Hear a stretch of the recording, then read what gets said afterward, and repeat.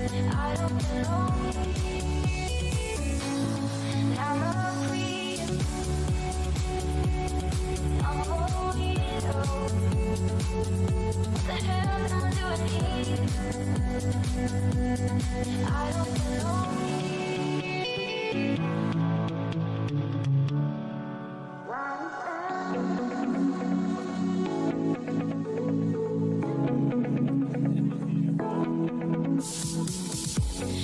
I don't know, but you're not there.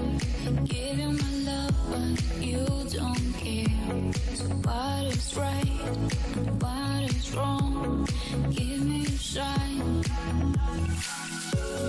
I don't know, but you're not there. Give you my love, but you don't care. So what is right and what is wrong? Give me a shine. What is love? Baby, don't hurt me no more. What is love? Baby, don't hurt me no more. What is love? Baby, don't hurt me no more. What is love? Baby, don't hurt me no more.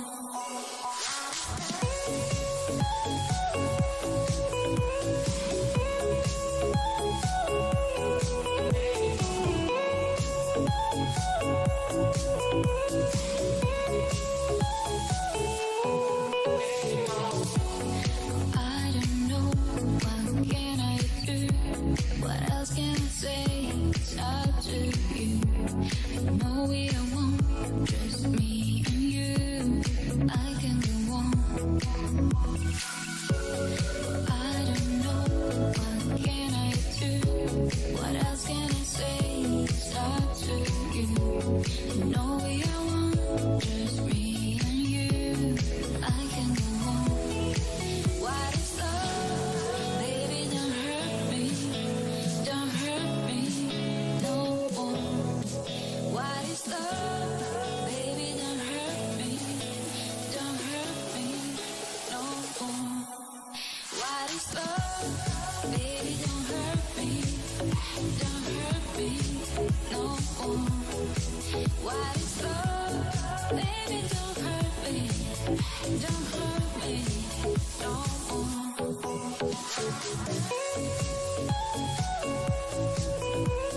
Thankful for you, Neo. Yeah, thank you, little baby Jesus in the manger,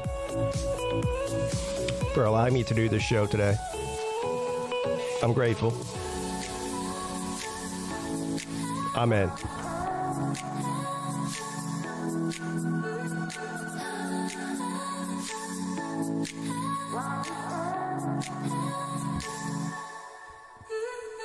Yes, Uncle Lou, I'm thankful for you too.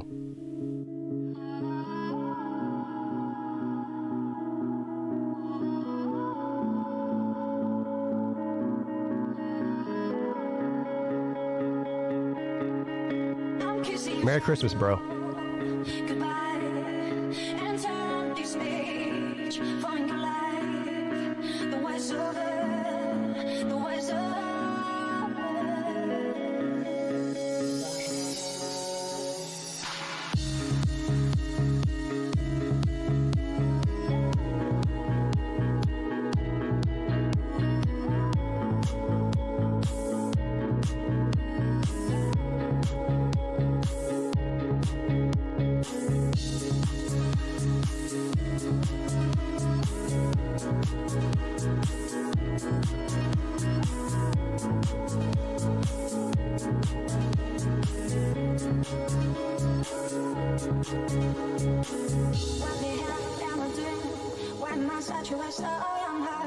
Are you going back to Cherokee for real?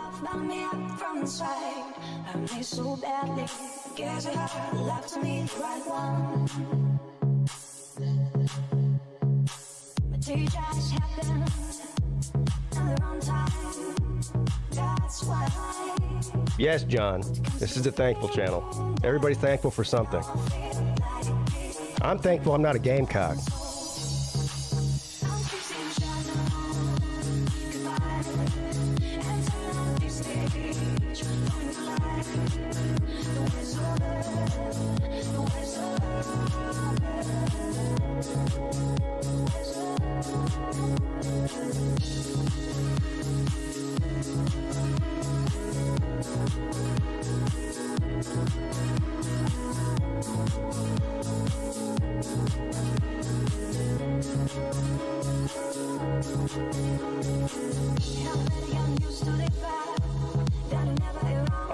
I'll tell you what will make me thankful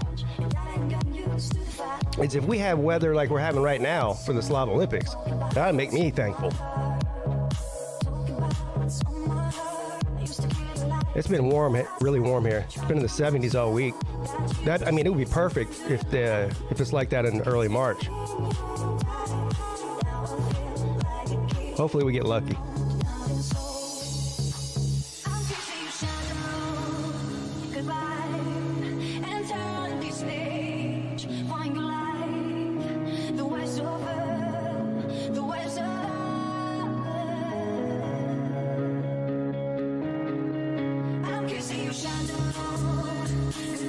How many of y'all have y'all looked at any of these prop bets? Of course, we didn't do that on the Lunch Money show like we normally do because we were attempting to make the odds on the last show. So we'll look at some of those prop bets today.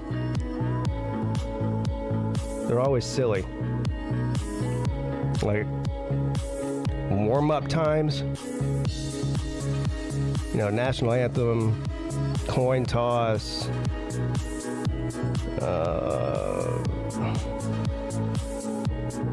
jersey number of first touchdown score.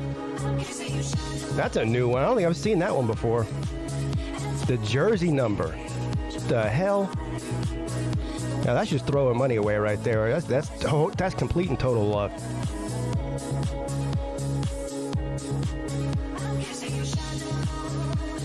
Length of America the Beautiful by Babyface.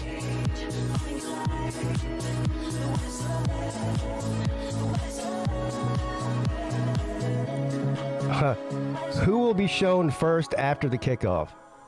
Donna Kelsey, which I think is the Kelsey boys' mom, I think.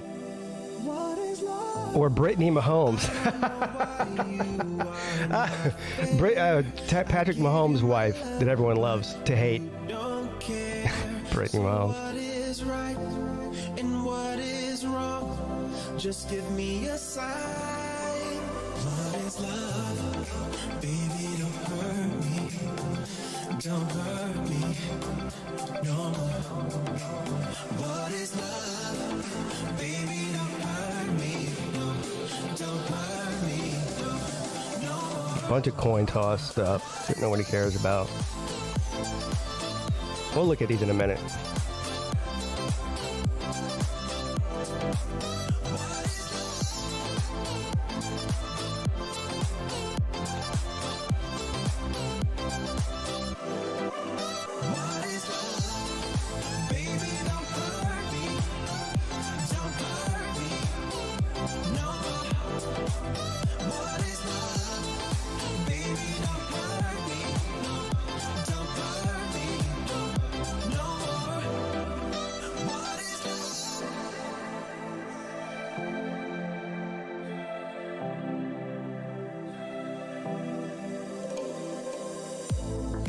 I do not know what I can do.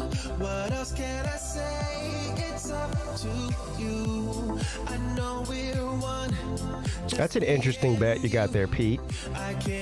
Pete says he got a prop bet package. Patrick Mahomes. Let me turn this shit off. All right. Don't hurt you anymore. I won't hurt you anymore, I promise. Pete says he got a prop bet package for Patrick Mahomes if he rushes for 18 yards, passes for 294, and throws for over 1.5 touchdowns, pays out plus 800. Yeah, that's a pretty good one there. I think I would definitely take that. I mean, prop bets are crazy bets, but still. because I definitely think he'll rush for more than 18 yards. That's a given. I definitely think he'll throw for over 1.5 touchdowns. So the question is, will he throw for 294 yards or more? I'd say most likely, yeah. So good luck with that. Anyway, what's up, everybody? Happy Friday. How you doing? I'm doing great. Thank you for asking. Super Bowl weekend. I still don't even know what my Super Bowl plans are. They keep changing. Went from we're going to a Super Bowl party to, I don't know, to I guess we're not, to we are, to we don't know, to maybe I'm going to stream the game, to I don't know. And so where I sit right now is I don't know. I don't know.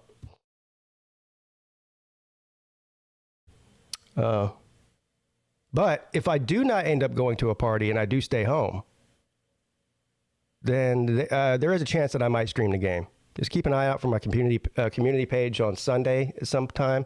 And if I'm going to stream the game, I'll make a post on there to let everybody know that I am going to do it. I'm not making any promises, though. So, but it should be a good game. Let's look at some of these prop bets. Well, you know what? Let's get to the chat. Here's what I'm going to do today. Here's the plano, Dano. We're going to look at some Super Bowl stuff, talk a little bit about the Super Bowl, and then I'll read a little bit of news, and then I'll bring some people in if they want to come in and shoot the shit.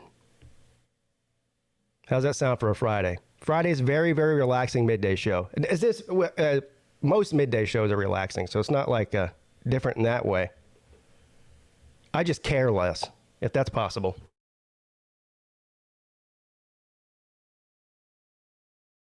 Let's see who's in here this morning. Matt Dummeteer, Kevron Harris, Scooter, Stingray, Joey Foster, Traveling Fool says yo, yo, yo, yo, yo, yo, yo, Brad Pitt, the Uncle Lou, Seminole Seth. Got any Florida Gators here? Some sad news. I'm sure you guys have heard about this. Caleb Boating, the offensive lineman. I guess he plays for Florida now. I believe he played at Clemson for a year. Somebody fact check me on that. Anyway, yeah, died yesterday, and I guess they released the news this morning that he killed himself, which is just terrible. I was like 21 years old. So, what's up, the Nature Boy? Battle Angels here, Wilkie. It's in the 60s in southern West Virginia today. That sounds nice. Ooh, speaking of that. Spring game's coming up here in about a month or so. Well, starting in about a month. Any Clemson fans in here going to the spring game? I go there every year.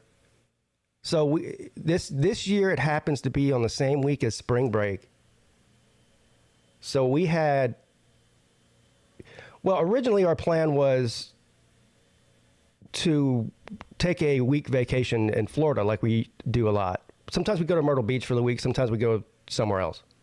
Anyway, the plan was this year we were going to go to somewhere in Florida or travel throughout Florida for the week with the kids and everything, and make our way all the way down to like the Keys. But the spring game being on the same week as spring break, what we're going to do instead is we're probably going to go somewhere in North Carolina, maybe up in the mountains or somewhere. We still don't know. Maybe Tennessee, maybe North Carolina.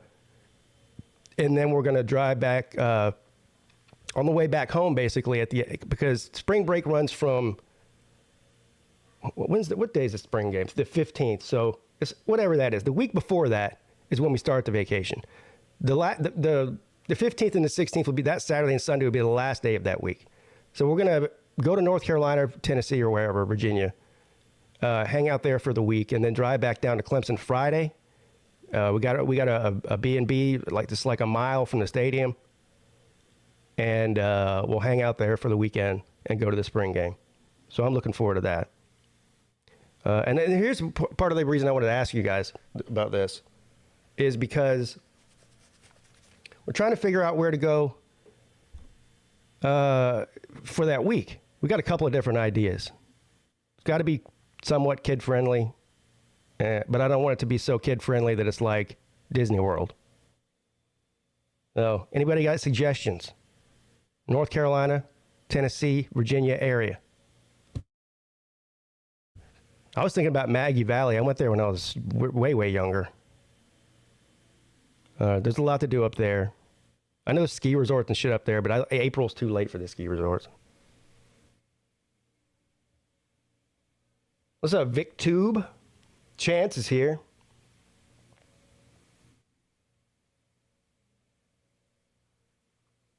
Cherokee's kid friend has a bowling alley. Oh, is it really? Well, if it's only 20 minutes away. Hold on, it is hot as shit in here. I gotta turn the air conditioner on.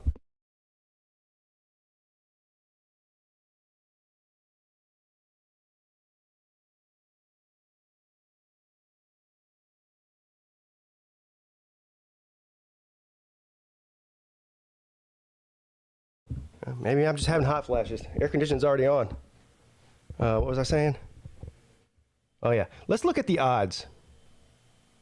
Or let's look at just some prop bet stuff. Courtesy of Bet Now, you see here. All right.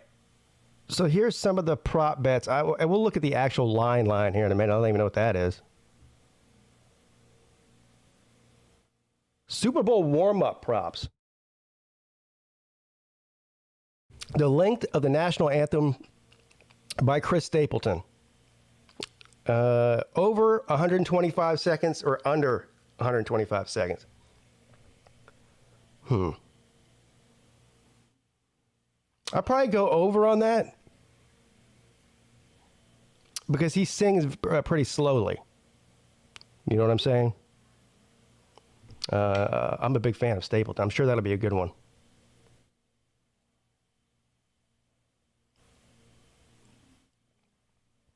Who will be shown first during the anthem? Patrick Mahomes or Jalen Hurts?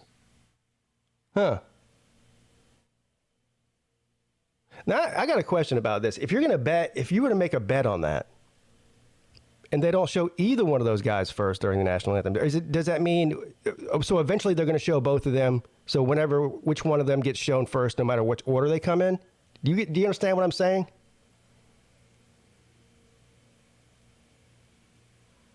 In other words, one of the two has to win the bet. It can't be somebody. You can't lose if you bet on either one.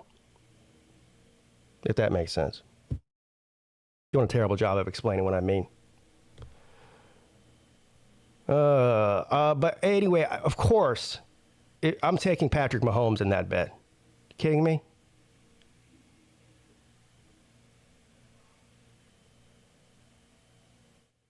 Who will be shown first during the national anthem, Andy Reid or Nick Sirianni? Of course, Andy Reid. Look. The camera loves Patrick Mahomes. They love Andy Reid. That's just a fact.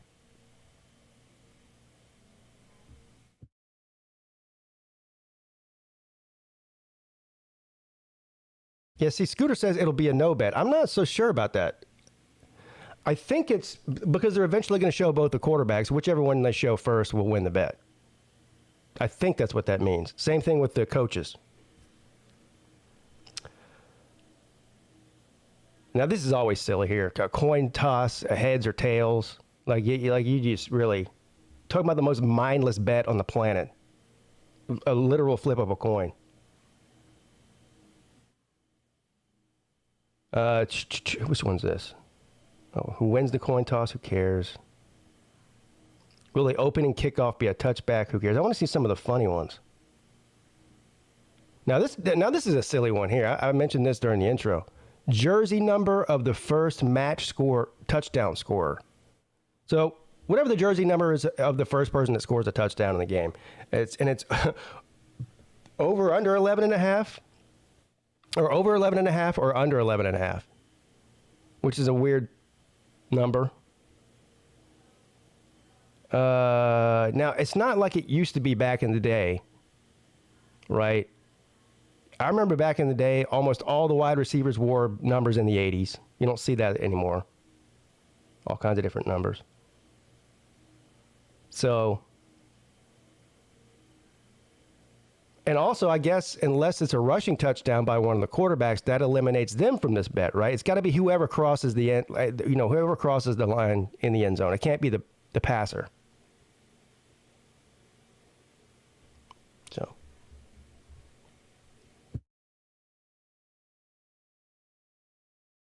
yeah, I would go over 11 too.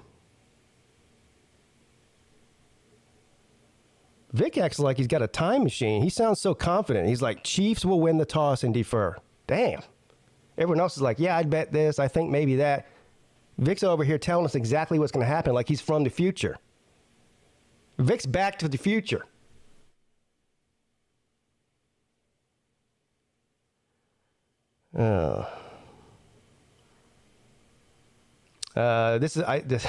Who will be shown first after the kickoff? Donna Kelsey, which I believe is the Kelsey brothers' mom, or Brittany Mahomes. It's either the Kelsey brothers' mom, or maybe it's one of their wives. I'm pretty sure it's their mom, or Brittany Mahomes. I'm going to say Brittany Mahomes on that. Yeah, definitely. Definitely. You know what the real prop bet should be is how many times during the entire broadcast are they going to show Brittany Mahomes? You know what? That might be a good prop bet. Over or under 10. Let's do a Peete prop bet. How many times during the entire Super Bowl broadcast will they show Brittany Mahomes? Well, not during the entire broadcast. Let's say once the national anthem's over, till when the clocks hit 0, right? Not the hour leading up to the game, and not the hour of broadcasting they're going to do after the game. Just from the national anthem till the clocks hit 0. I say they show Brittany Mahomes at least 10 times. Over or under? Everyone's saying over. Yeah, I'd say over too. I'm going to go around the 12 to 15 range.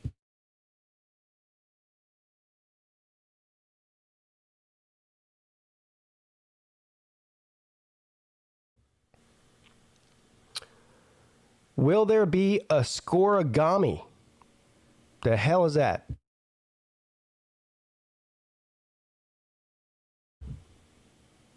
And then it says in parentheses, a unique final score in NFL history. What does that mean? What is scoregami? Just making shit up now.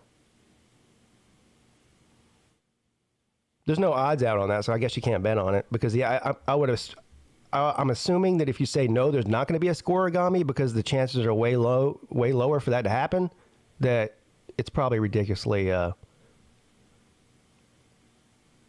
low payout, not even worth betting on. So if you're going to bet it, you'd have to bet yes, and you're probably not going to win. So probably some ridiculous like plus 10,000.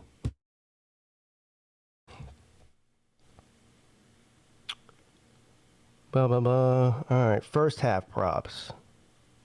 First half result odd or even. That's another coin toss deal there.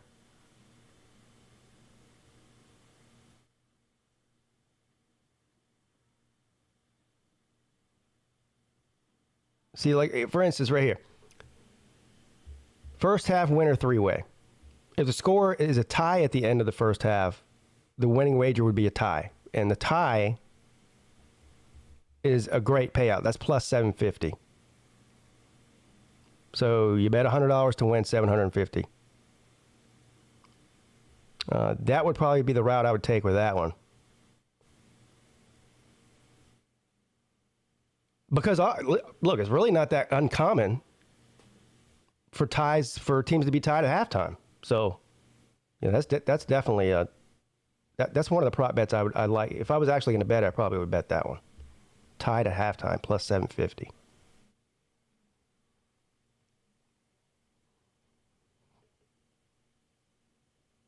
This one just seems too complicated here. Oh, this is like what I was talking about earlier. Anytime first half touchdown score, the winner is the player who carries or receives the ball into the end zone, not the quarterback who passes the ball. If no touchdown is scored, the winning bet is no touchdown scorer. Defense selection does not include special teams. So let's see who the most. So Travis Kelce is favored to score the first touchdown in this game. Again, it can't be the quarterback unless he runs the ball in. No.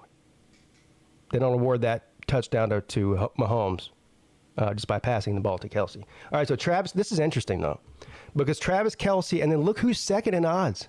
Considering the fact that you can't throw the ball, the quarterback doesn't get credit for this by passing the ball in the end zone. There's a quarterback who's second on the list. Jalen Hurts. I think we all know why.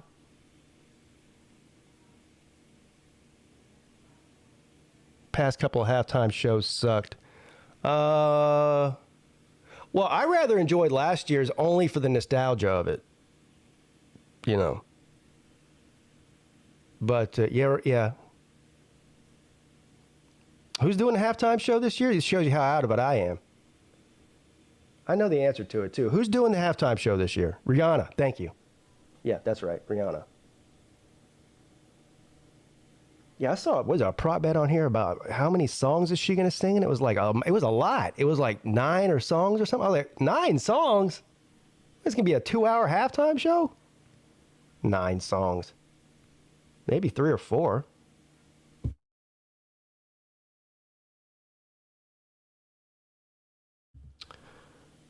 Anyway, this is all. So Miles Sanders, third.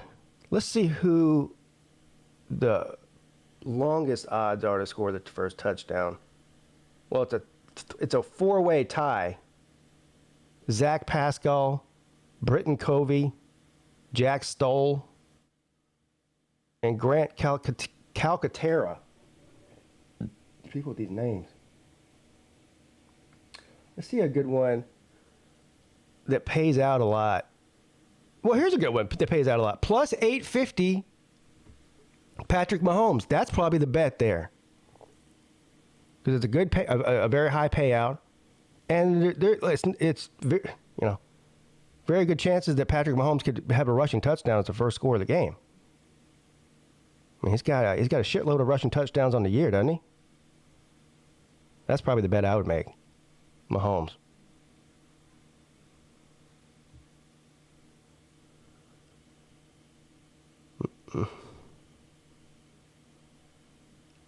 All right.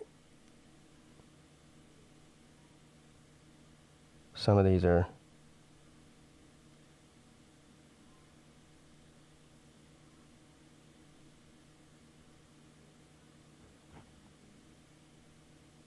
Let's get to some of these funny ones.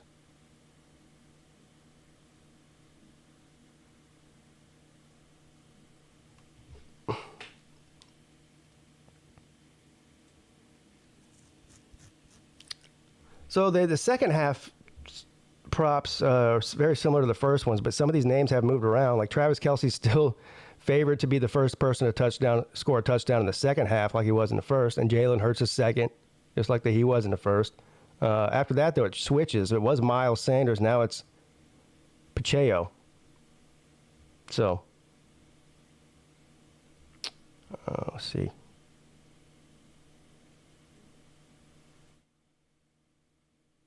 Then you have these the team props, who the first team to score will be, who the first team to get a first down will be, who the team that's going to receive the kickoff will be. I can't believe people actually bet on that kind of shit.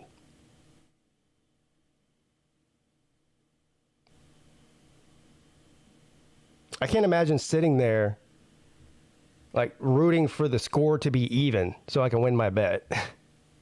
It's just.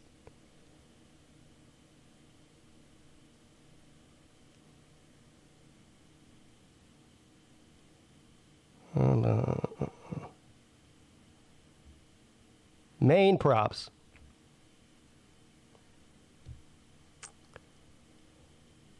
Now look at this. Race to 10 points. So who will get to 10 points first? Chiefs, Eagles, or neither? So if neither team gets to 10 points, and the final score is 9-6, or whatever, you get the point. Whatever. Nobody can get to 10 points. It's plus 7,000. Because the chances of that happening are very, well, almost nothing.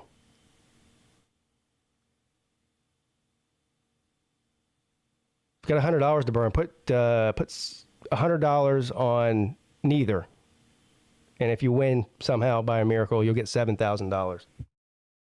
Oh yeah, the Gatorade color. Is there a naked streaker bet? Probably. I haven't seen it on here yet. Wasn't there one last year? No. What was? Well, hold on. Was it 2 years ago? You remember the guy who bet on himself? That's a great story, by the way. The guy bet on himself that there would be a streaker, and he streaked. So he won the bet, which is genius.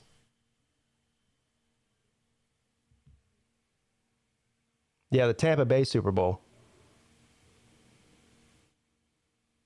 2020.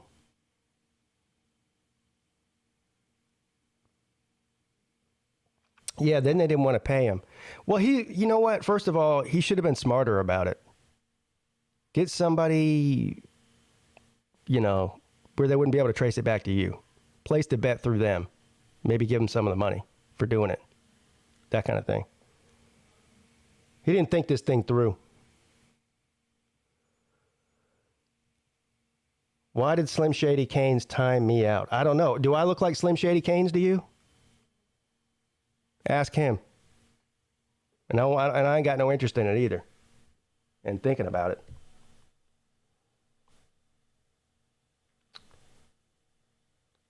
All right, I don't see any of those.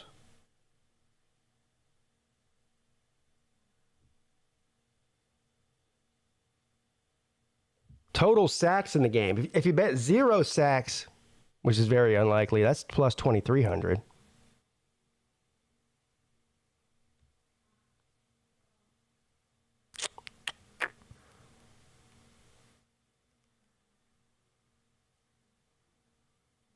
Look at this. First punt of the game outcome. Clearly caught. Ball hits the ground. Touchback. Out of bounds in air. Blocked or tipped. Now, I would take the touchback. Plus 400. Not bad. And there's a touchback at least, 50% of the time? That sounds like a no-brainer to me. That's a no-brainer.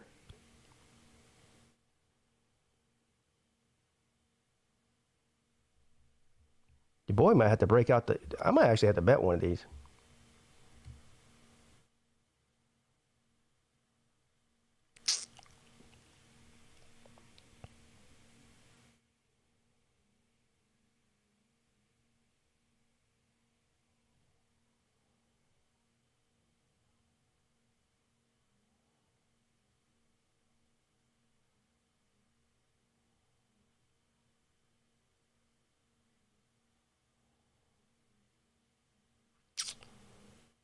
All right. I don't see any of the goofy ones. I don't know. Maybe they did I not click a right category?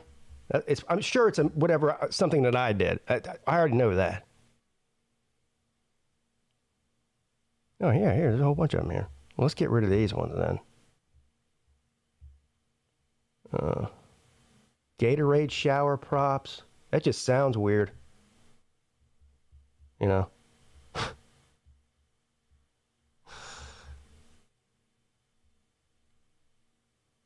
Okay, here we go. I don't know, how did I miss this earlier? These are the ones we want to talk about. Halftime show props, commercial props, Gatorade props.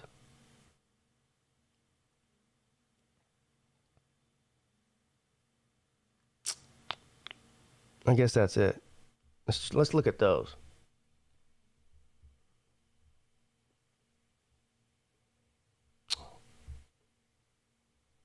Son of a bitch.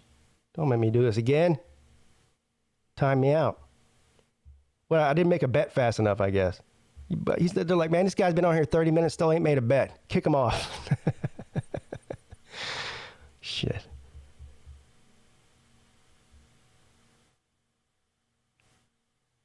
Gatorade commercial halftime show.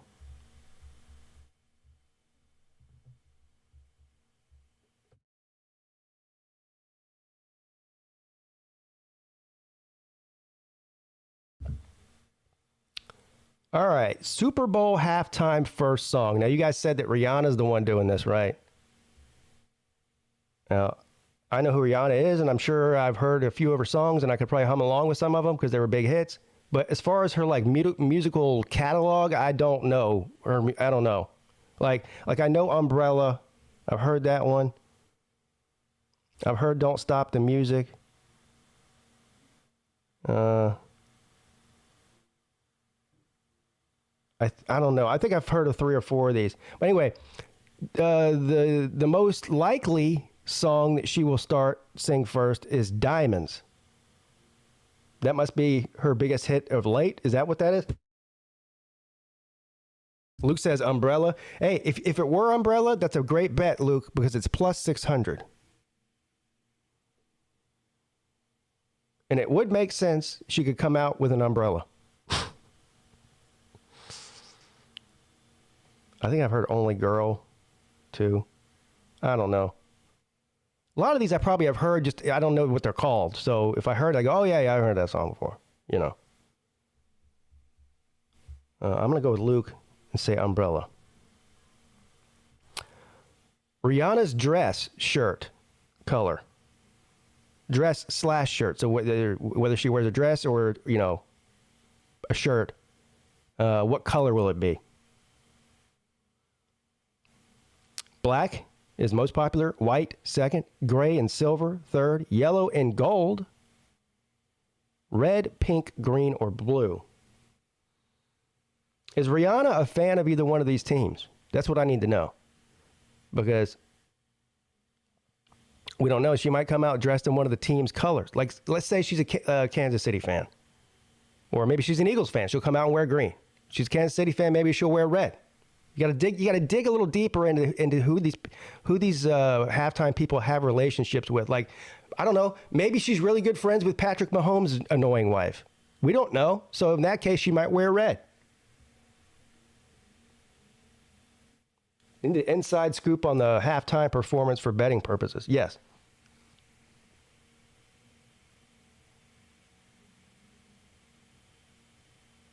She will wear a white dress. Okay.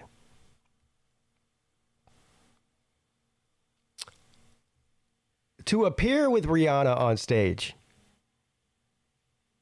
Kanye West? What? Man, oh, Jesus. There is less than 0 chance that Kanye West is going to be in the halftime show. That is not happening. I can promise you that. They should have made those odds way higher than plus 1,000. Anyway, so Jay-Z is the most popular answer here, or the most likely. Then Drake. Then Eminem. I don't think Eminem would do it. Well, I guess he would do it, but I don't know. He was in the halftime show last year. Has there ever been somebody as big, like a big an artist as him that's done it 2 years in a row? I don't think so. I don't even know who this person is. ASAP Rocky? I have no clue who that is. Not a clue. I do know who Future is. T.I., obviously. And then Kanye West, which I don't know why he's on there. And then any other.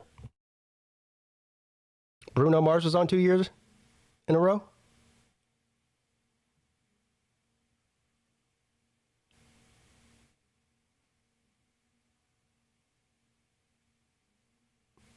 Colby, yeah, well.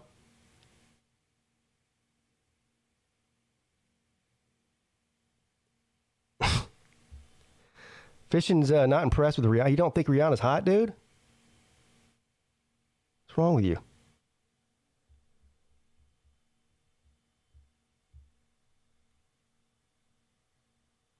Her hair color.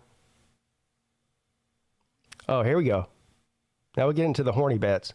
Will she expose cleavage on stage? I'm going to go ahead and say yes on that.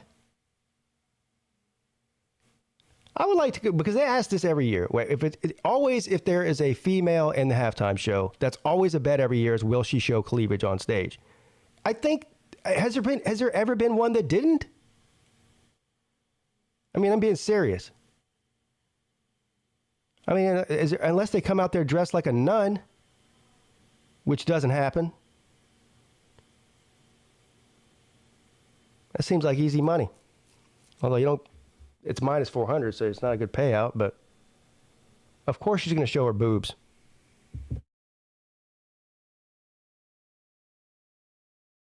I hope Madonna didn't.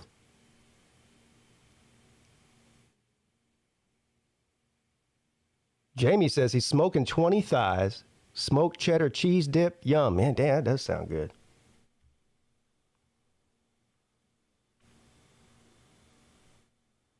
Will DJ Khaled come on stage?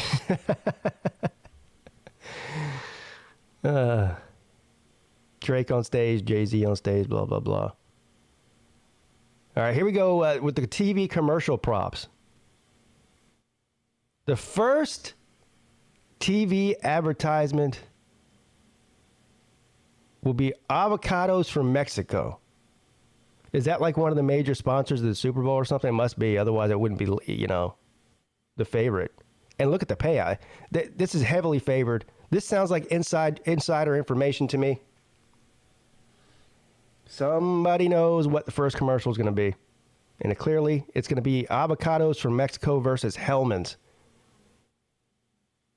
I guess those are probably two of the main sponsors of the Super Bowl. So they did a commercial together. That's what I'm guessing. Because I don't know why you'd be comparing avocados to mayonnaise. That doesn't make any sense.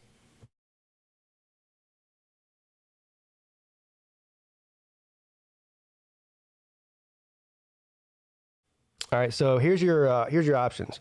Avocados from Mexico versus Hellmann's. Doritos versus M&M's.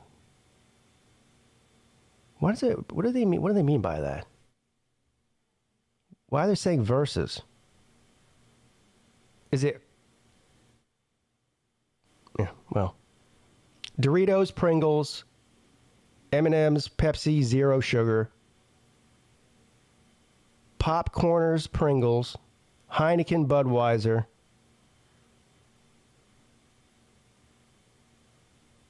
Yeah, yeah. It's which one will happen first between those two.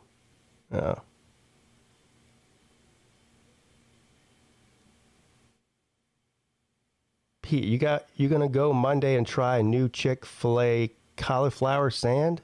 What? It's only in Charleston. I got a Chick-fil-A right here in my neighborhood. And two other locations in North Carolina. Cauliflower sand? That doesn't even sound good. What?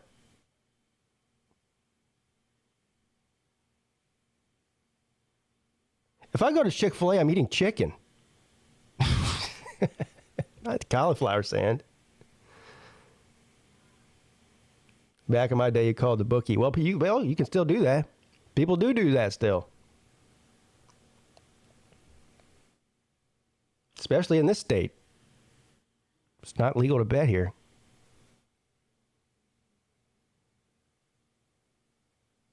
Because the people that run this state, I don't know. I guess they think it's a sin or something. Strip clubs, no problem. Betting, no, can't do that.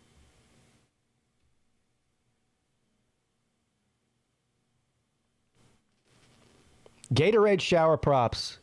Well, first of all, what color will the Gatorade be? Orange, clear, blue, yellow/green, purple, red, or pink? No Gatorade bath. Why would that even be on there? Of course there's going to be a Gatorade bath.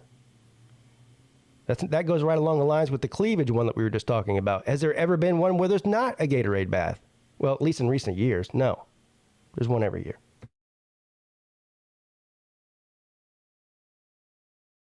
Lottery good, sportsbook bad. Alcohol good, marijuana bad. Some of these bets are for suckers. Yeah, almost all of them are profit, honestly. I mean, the prop bets are they're They're sucker bets. They're fun, though. I mean, they're silly.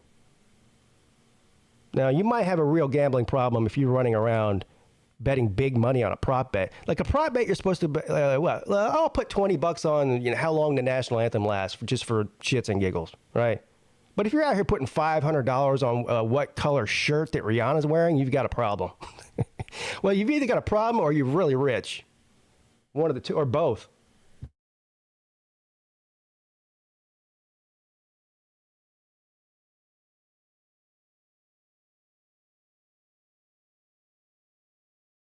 All right.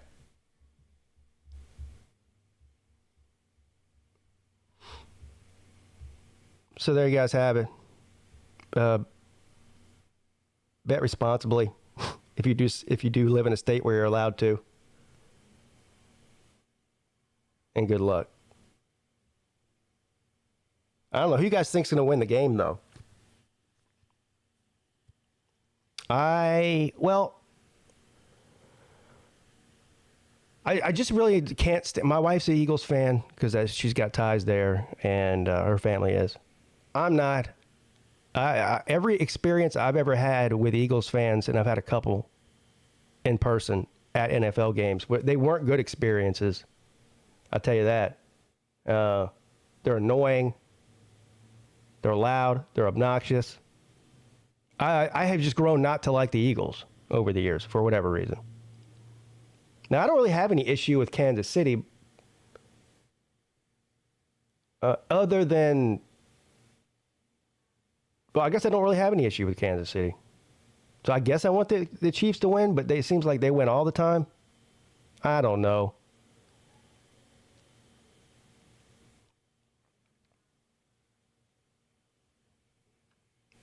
Macklin says Chiefs. Neo says Eagles. Trey says, I hate them both, so I don't care who wins. Yeah, I wish they could both lose, too.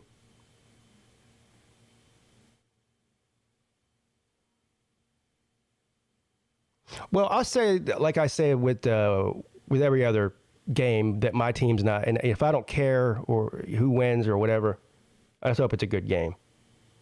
We got a great one last year. Last year's Super Bowl was awesome. Remember, it came down to the very end. That was fun. Just don't want to see any blowouts. Slim says F them both. What's the line? Shit. I forgot to look at that, didn't I? Let me go back.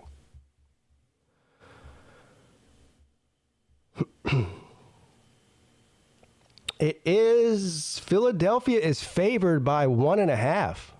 Now that's surprising.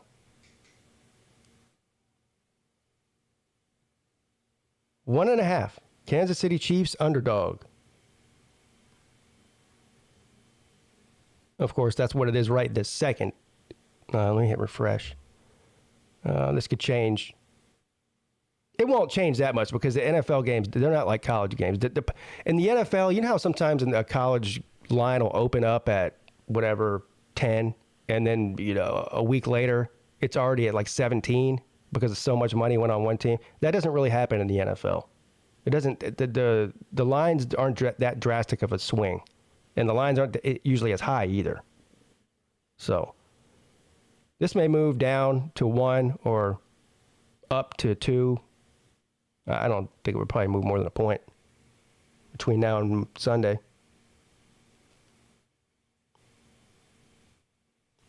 Pete, I just saw a Gamecock channel on. You got competition. Well, good luck. I'm not competing with anybody. I'm just doing a show, bro. All right, let's get to the news, shall we?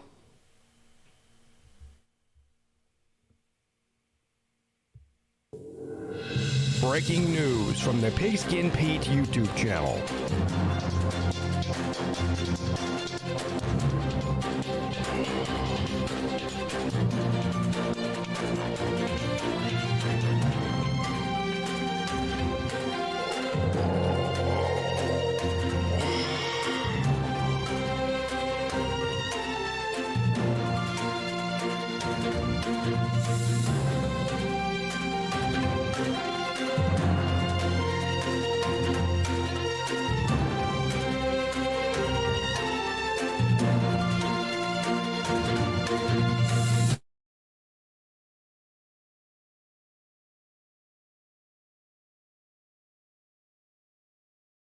Yeah, that's right. Zona Tucson says, I'm just a human being on Earth trying to survive. Yeah.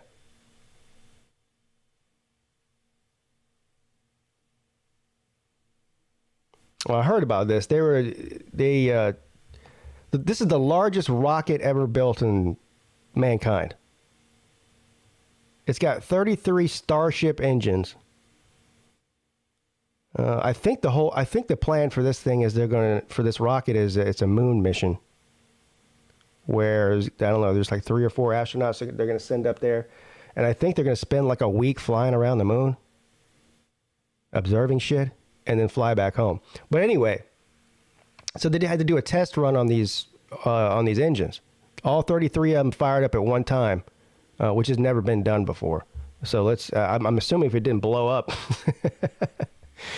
that everything worked out. Look at that.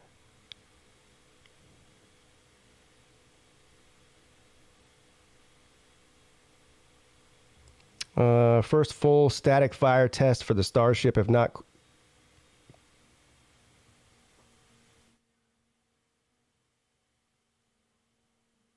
The company hoped to fire all 33 Raptor engines at once, but Elon Musk noted that 2 engines didn't make it. Uh-oh.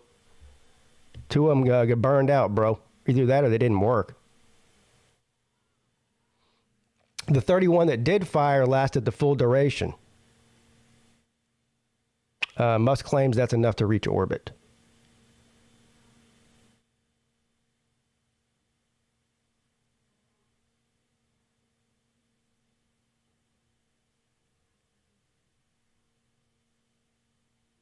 Imagine being strapped to a rocket. Like this is like an Acme rocket here. I mean, this is some crazy shit. Imagine being strapped to that thing and what it would feel like when all 32 of those engines fired up. You probably feel it in your bones.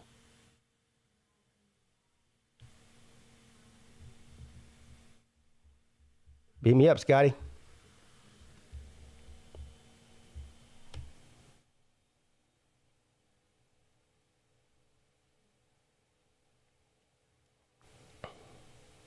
Uh-oh. I'm really hesitant to click on this. I'm so over this damn Chinese spy balloon shit. I really am.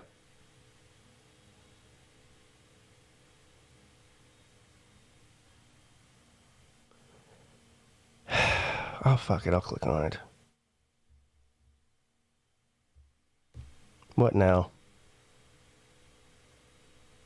We're learning new information about the suspected Chinese surveillance balloon that was shot down off the coast of South Carolina on Saturday. The State Department spokesman said the balloon was able to collect communications data via satellite and had multiple antennas, in addition to other equipment used clearly for intelligence surveillance. Okay, that's new information? I mean, I thought we already knew this. We know that China uses these balloons for surveillance. The blah blah high-resolution imagery of U-2 flybys revealed that the high-altitude balloon was capable of conducting signals intelligence collections and operations. The alleged surveillance balloon. I like how they keep calling it the alleged surveillance balloon. I think it's pretty safe to just go ahead and call it a surveillance balloon. Even if it's a weather balloon, that's still technically a surveillance balloon because you're surveying the weather. So these people are scared to say that it's a surveillance balloon. The alleged surveillance balloon was recovered from the sea after being shot down and is now at the FBI lab in Quantico, where authorities are analyzing the wreckage to determine what information China had received before it was destroyed. Yeah, that was my thing about it. I go, why did they shoot a missile at this thing instead of just like rounding it up and capturing it somehow? Without destroying it, because then you might destroy some of the information that they got, so you won't be able to know what they got. I don't know, but what do I know? Nothing.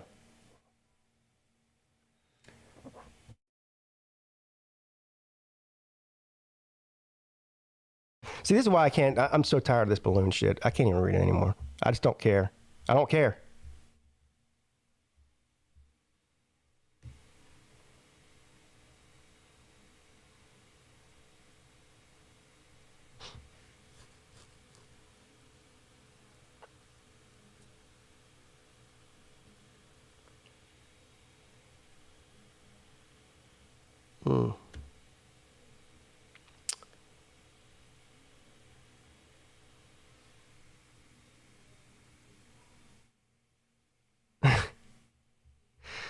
I'm laughing at the chat, not the story. The story's sad. Driver arrested after deadly Miami Causeway crash. See what cops found inside of his SUV. Uh-oh, what did they find in there? 30-year-old man's been arrested in connection to the crash that left a woman dead and several others injured after police say she was driving too fast on a major Miami, or he was driving too fast on a major Miami Causeway, that his SUV went airborne for about 23 feet and crashed into another vehicle. Good Lord, man.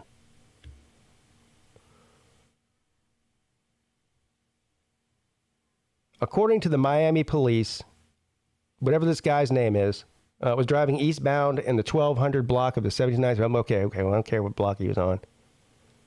What did they find in that car?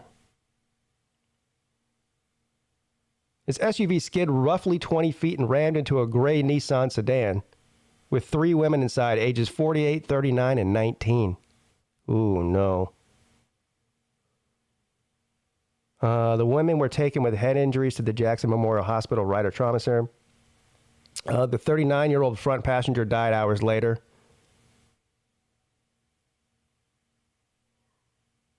The Mazda's driver, according to cops, was taken with a fractured and dislocated hip to the same hospital, where he remained in police custody as of Thursday afternoon. Authorities have not released the name of the victims. So at least one of the women died. It sounds like, but they didn't say anything about the. They didn't say anything about the 48-year-old or the 19-year-old girl. So I don't know.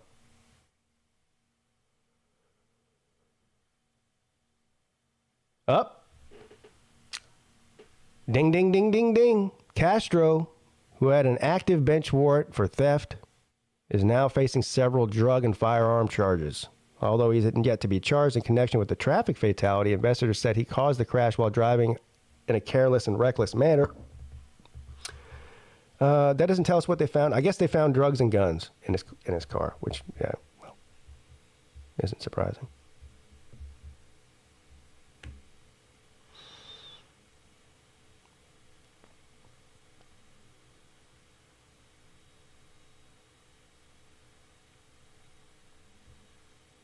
They're still tracking this damn comet. I looked for the thing, whatever it was last week, the day that it was supposed to be closest to us, so you're clear to see. I couldn't see it. Like I said, the one last summer, I forget what that was called. I could see that clear as day. It was cool as shit, without anything, but just my eyes. But I went out and looked for that green comet, and you would think that it would be easier to find since it is a different color than most of the stars in the sky, but I couldn't see it. Did anybody see it? Oh, I scrolled past it? Oh, damn, how did I miss that?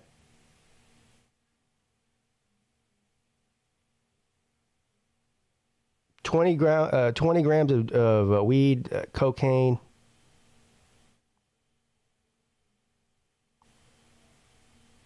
Edward says, does the drugs and guns cause the wreck? No. Well, maybe the drug, who knows, Edward? I don't know. I wasn't there. You need binoculars to see it. Oh. I do have binoculars, but I did not take them.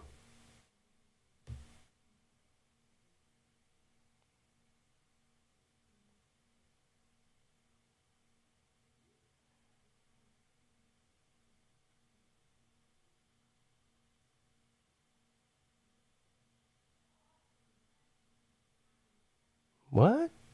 Reporter arrested during a news event. Now that sounds good. What'd this guy do?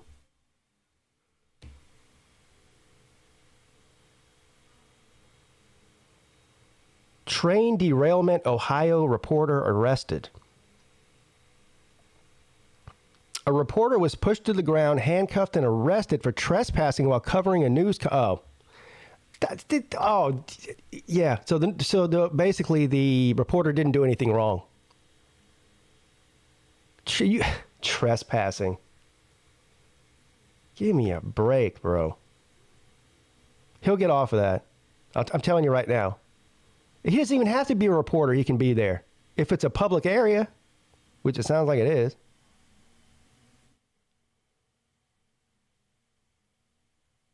News Nation posted a video of correspondent Evan Lambert being arrested Wednesday in the gymnasium of an elementary school in Palestine where Governor Mike DeWine was giving an update about the accident.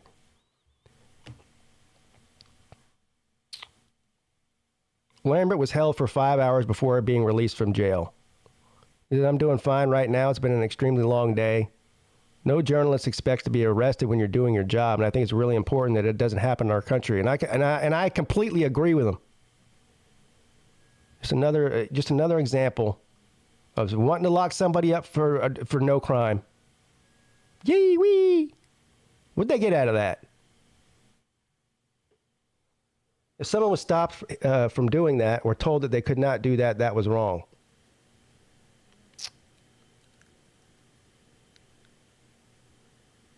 A following statement from the governor's office said DeWine didn't see the incident because the bank of cameras blocked his view.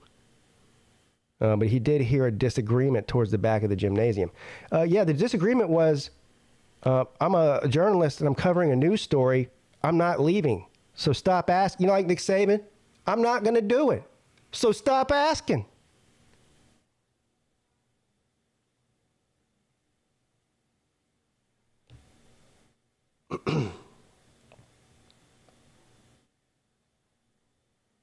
He will never be charged. A couple of dumb cops, that's all that is.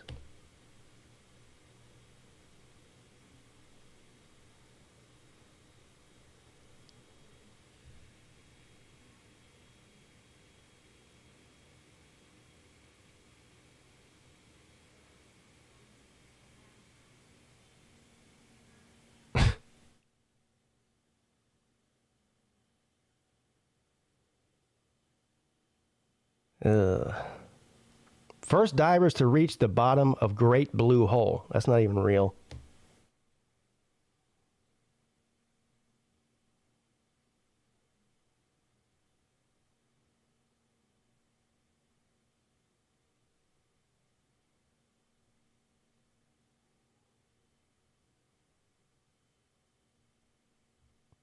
So this says we could watch the video of that rocket. The last one didn't have a video. I think it said we could.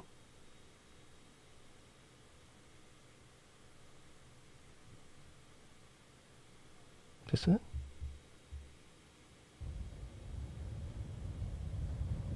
Hold on now. This is live, it says. What's going on here?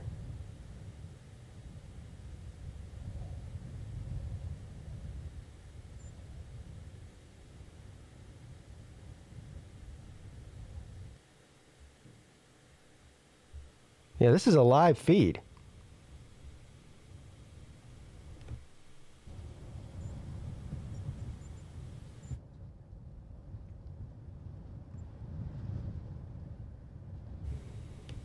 How come there's no audio?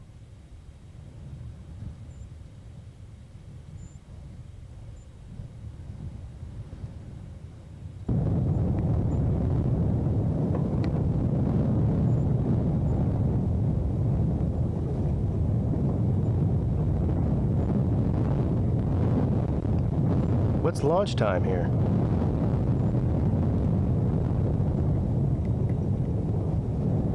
Let's just test. All right.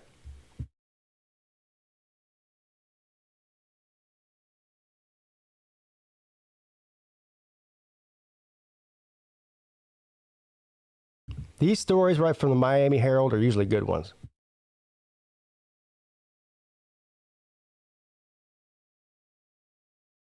It's official. Xfinity Mobile is the fastest mobile service with the best price for 2 lines of unlimited. Yeah, good.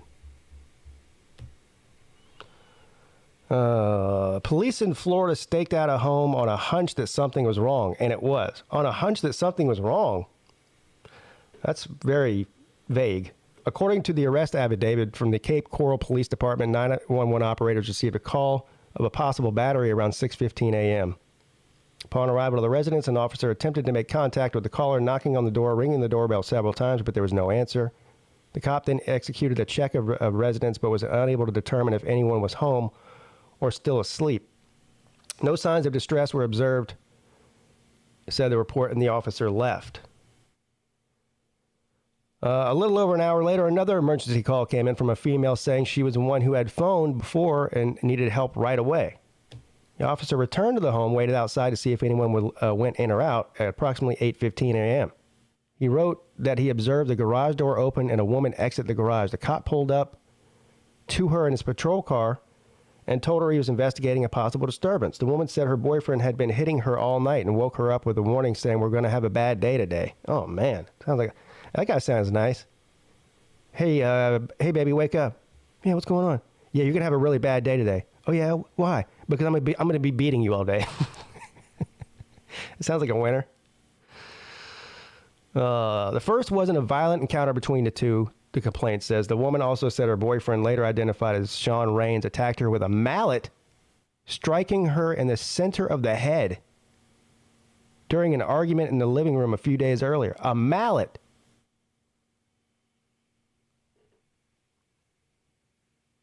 Good Lord, man. She said that her head began to bleed. You better stop bleeding because I'm not taking you to the hospital, he said. God damn.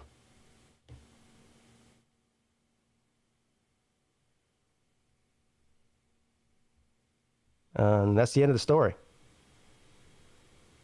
Story continues. Yeah, I know, but it's going to be... Okay. The cops were able to see the bloody laceration at the top of her head from being struck with a mallet and fresh bruising from being struck by the defendant earlier in the day. She also showed location of the attack, and there's blood stains. The mallet, along with the pictures of the injuries at the crime scene, were all submitted into evidence. This sounds like a pretty cut and dry case to me.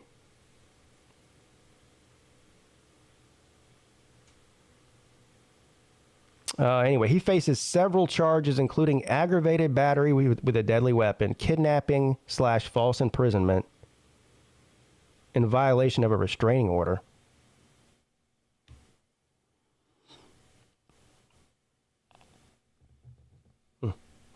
Kidnapping.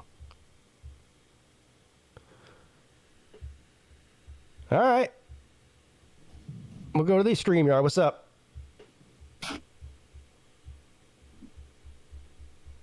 What's up, yo? Hey, how's it going, man? Good, bro. Yourself? I'm pretty good, man. Can't complain. Just me and you today, huh? So far. All right. Well, hope all's well with you, man. Yeah, we're Any so developments in the pigskin Peete-verse? Nope.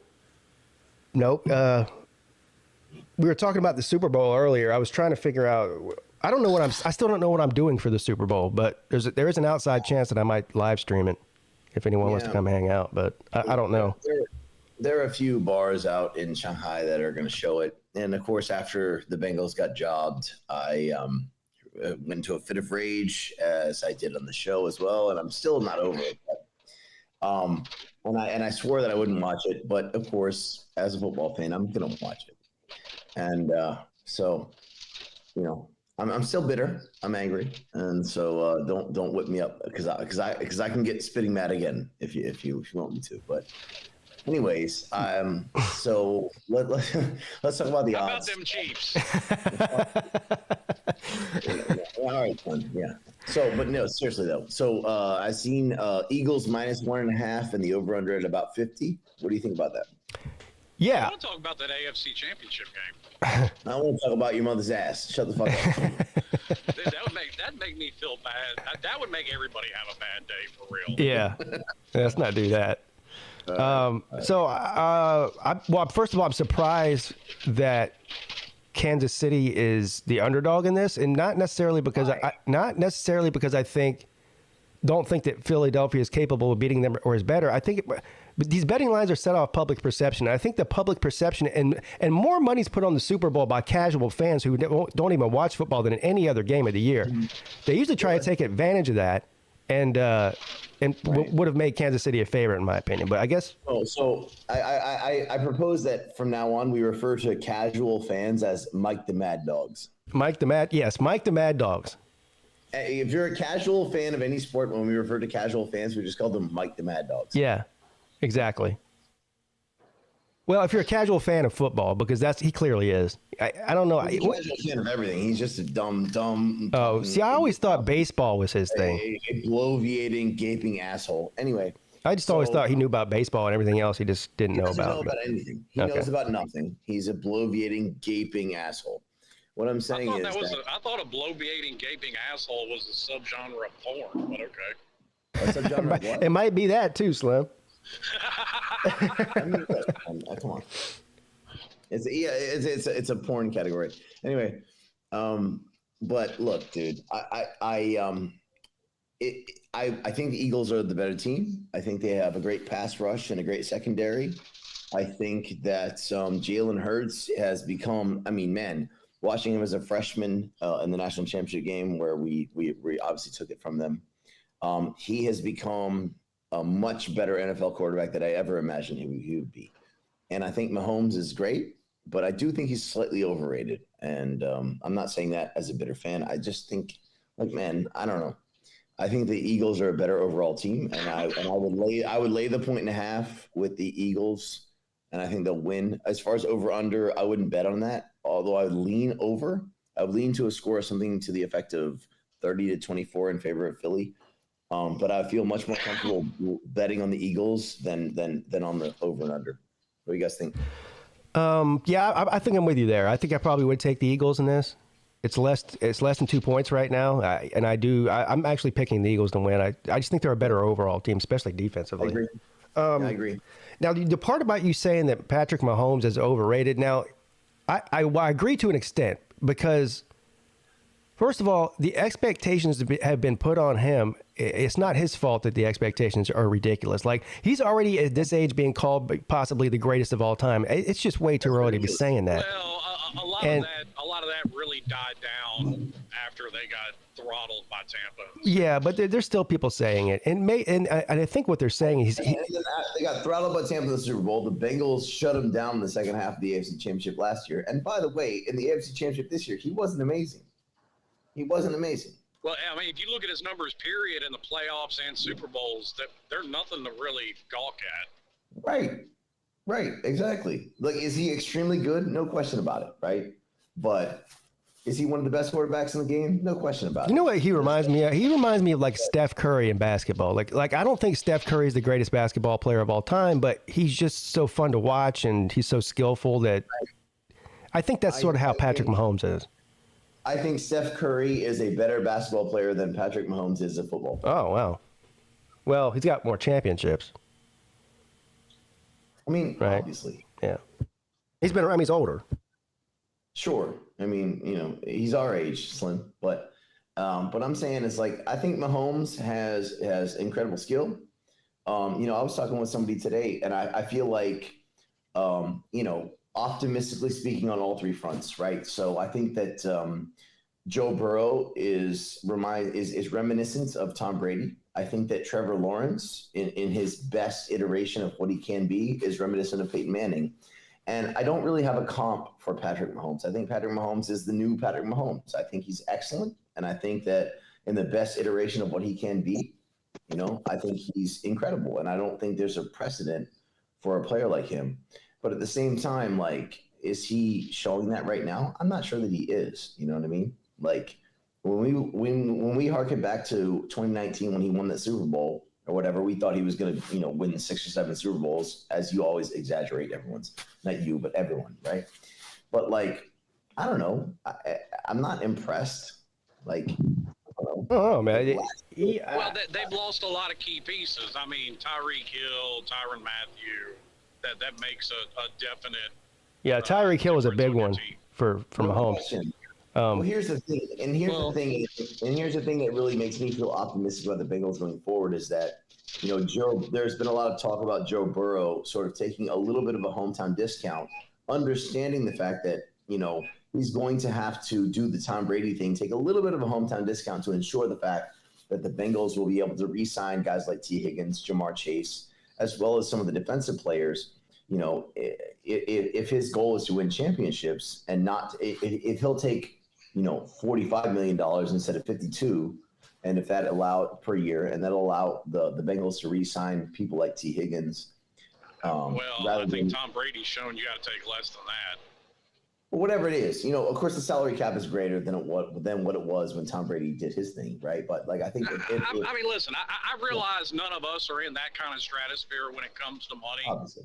But to sit here and say, because Aaron Rodgers is obviously the worst case, to sit here and listen to them fucking cry about, I don't want $20 million, I want 40. Shut the fuck up.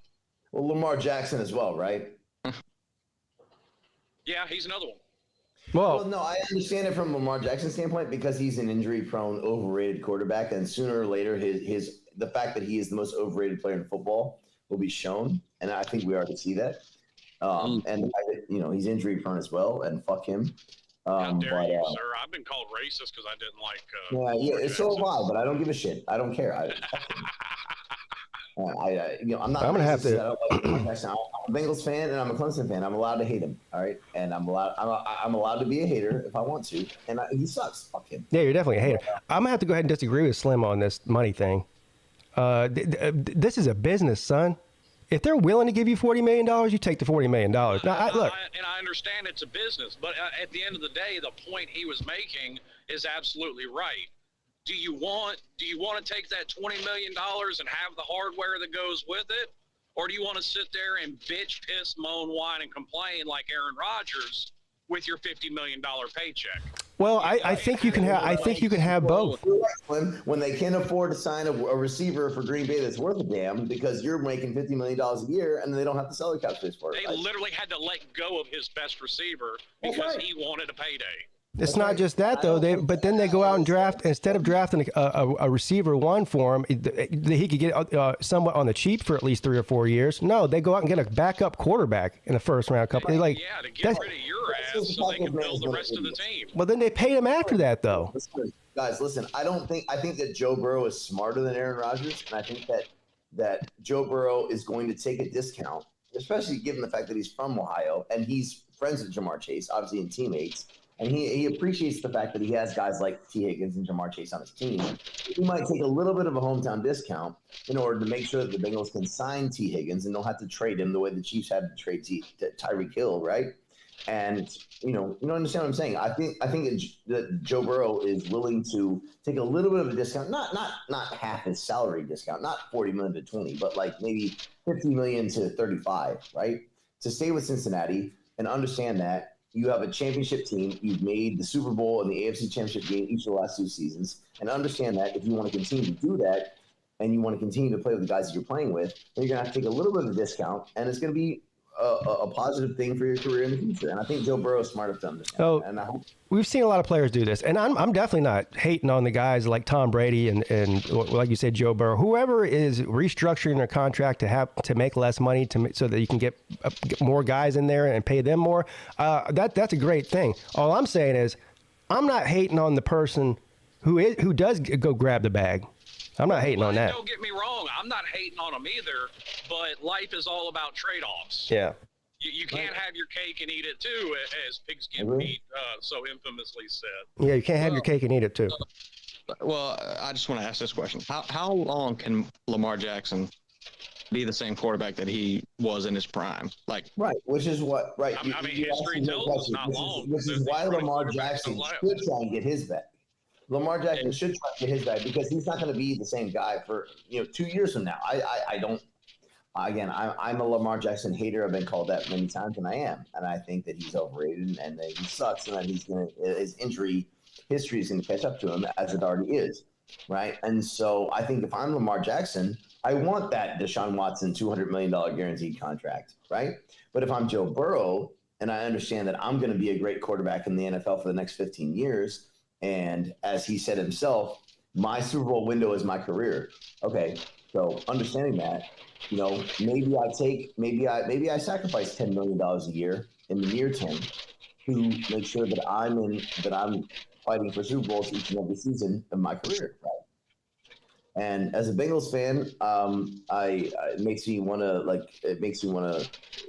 jerk off on my keyboard right now because it makes me. Well, and let's also look at the fact that, okay, Tom Brady may have sacrificed $10 to $15 million on his NFL salary. Yeah. But they can go out. He more than made up for that and all the endorsements and everything else No that he doubt did. about it. Yes, sir. Yeah, he had a lot of endorsement stuff, It's but not like you can't make up that money. how many commercials did you ever see Tom Brady in, though? Not really. I mean, not TV commercials. You would see printed ads. He did a lot of print. He did those Citizen commercials, and he did whatever mattress company that was. Yeah. Well, we haven't seen them. I mean, Well, they weren't like some of these. Some of these players are on every commercial. Right. Mate, listen. If Joe Burrow wants to paint his handsome ass face on any company, he can do that. All right, he will be doing that. Joe Burrow is the most in my opinion, Joe Burrow is the most marketable, maybe other than Patrick Mahomes and this State Farm jerking off bullshit. Joe Burrow. Going back to Patrick Mahomes, I mean, for me, he's a little bit gimmicky. I mean, I think the stat was like half of his touchdowns were like shovel passes or like. Well, that's the Andy Reid offense right there. Yeah, I'm about to say he's running that Andy Reid offense that he's been running since Donovan McNabb.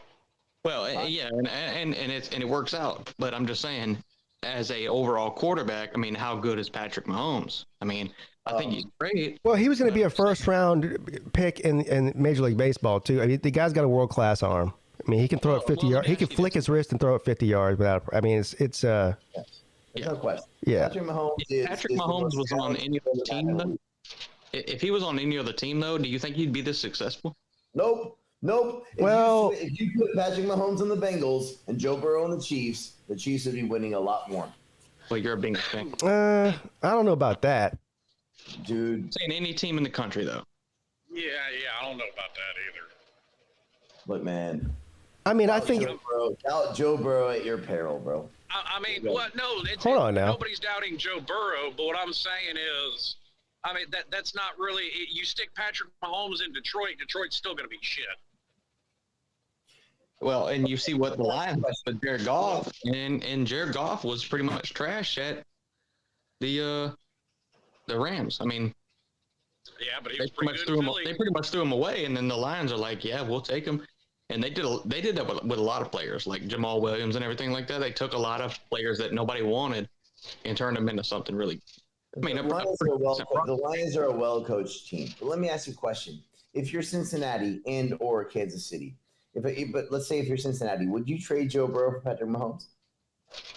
No, absolutely not. I think Joe Burrow is the best quarterback in the NFL right now. That's right. I agree. And as a Cincinnati Bengals fan, I would not trade Joe Burrow for Patrick Mahomes. So hold on.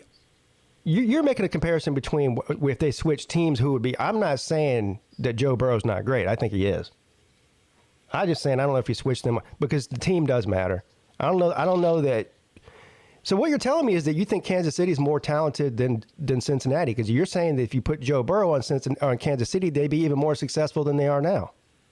I'm not sure about that. I think that they might be, their system is better, maybe. They have a more experienced coaching staff, maybe. But again, I am very confident about Cincinnati moving forward. And I feel what do you think about the reports from VicTube that Joe Burrow as a woman is fine AF? I would.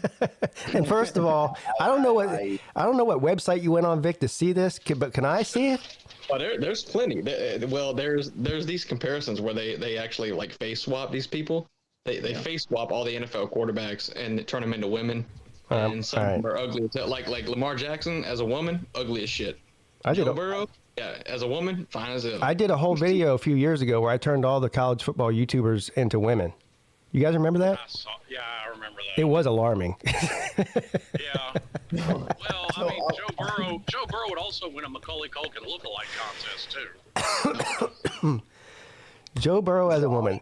Now, this statement with no homo, but it's not. If anybody comes and looks at my search history and the first thing that pops up is Joe Burrow as a woman, yeah. Oh, Well, yeah. like I say, I'll preface this with no homo, but it's probably not gonna. It's gonna lay on deaf ears. Deshaun Watson and Trevor Lawrence. I feel like those two guys. I'd let them push it in. Oh no. Dude, Trevor Lawrence has got that huge fucking beak on him, though, man. What? My boy, what? Oh. All right, here. Let's see. I pulled. This is what it came up when I typed in Joe Burrow as a woman for VicTube. You know what? I'm not. I can't see it right now, and I'm not gonna look. Yeah, that's probably not something I'm gonna go back and try and rewatch. You probably the show. would get aroused. So I don't blame you. It's interesting. Well, I don't know, because me and Pete obviously have different definitions because, like, I don't know if he saw the comment about Rihanna earlier. He said something about it. I mean, yes, Rihanna's attractive after a couple hours of makeup, but she's built like a 2x4. Yeah, Rihanna What? is not hot. Let's get this out the way. Rihanna is not hot. Oh, okay. Beyonce is hot. Rihanna is not hot. And All right. Beyonce was Rihanna's hot. hot. Beyonce's not hot anymore.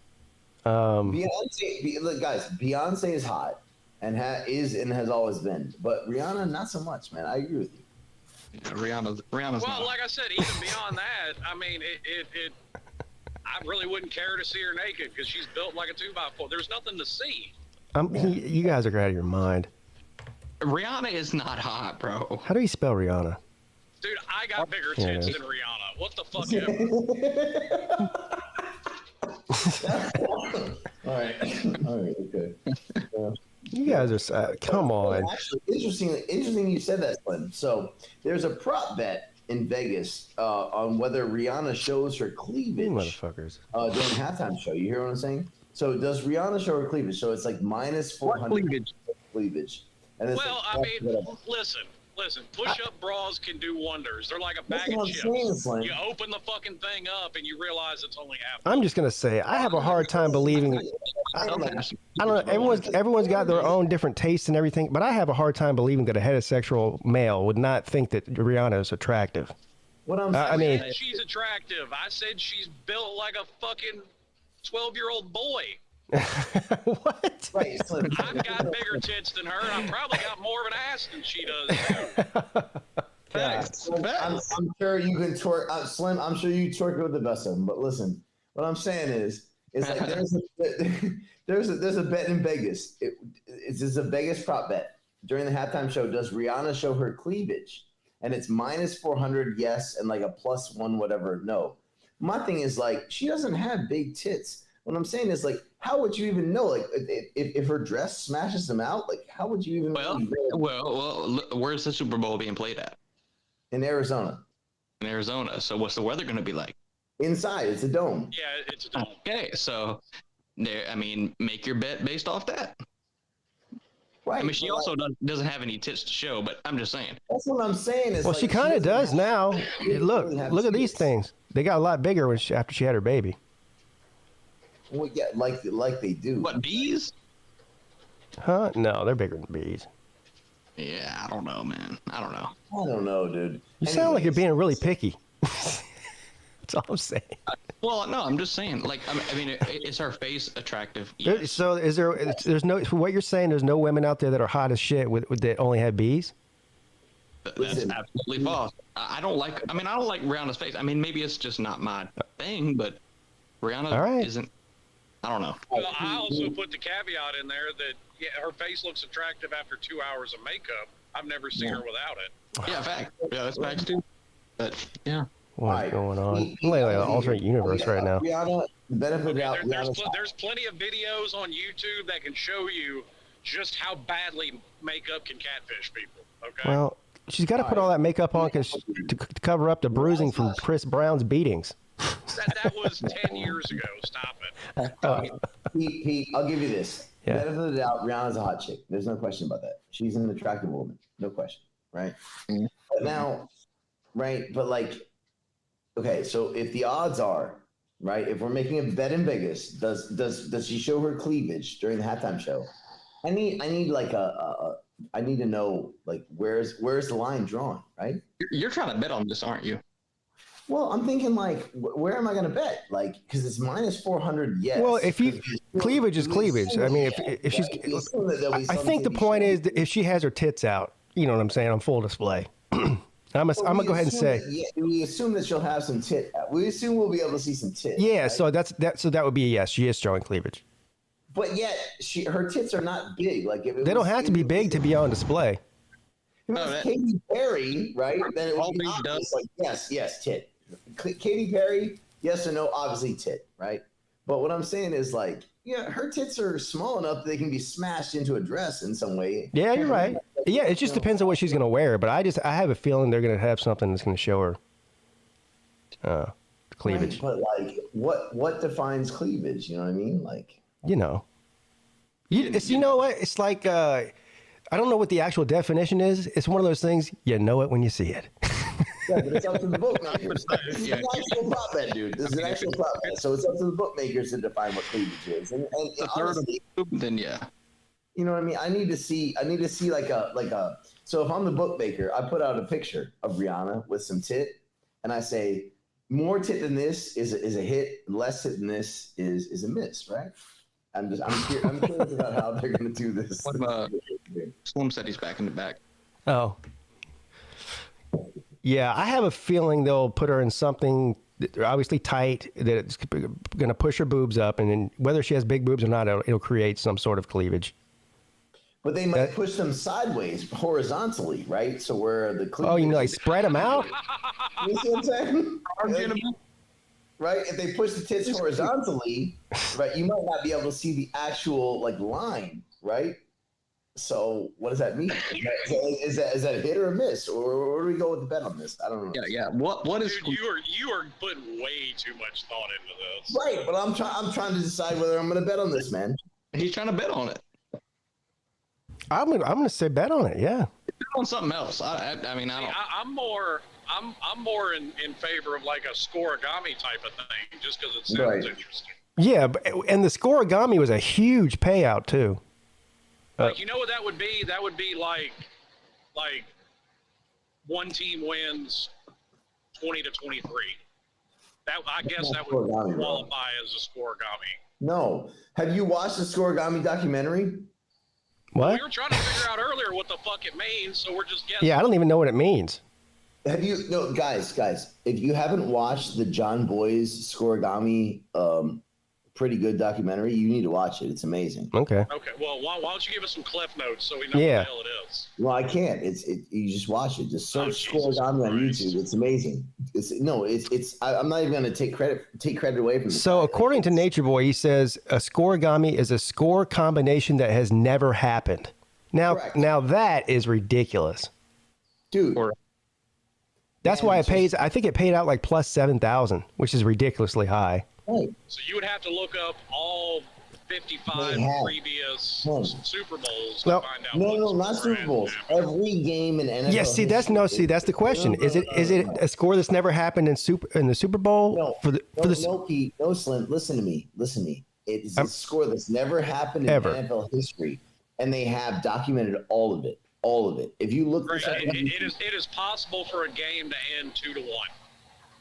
That is true. By the rules. I don't think it's ever happened.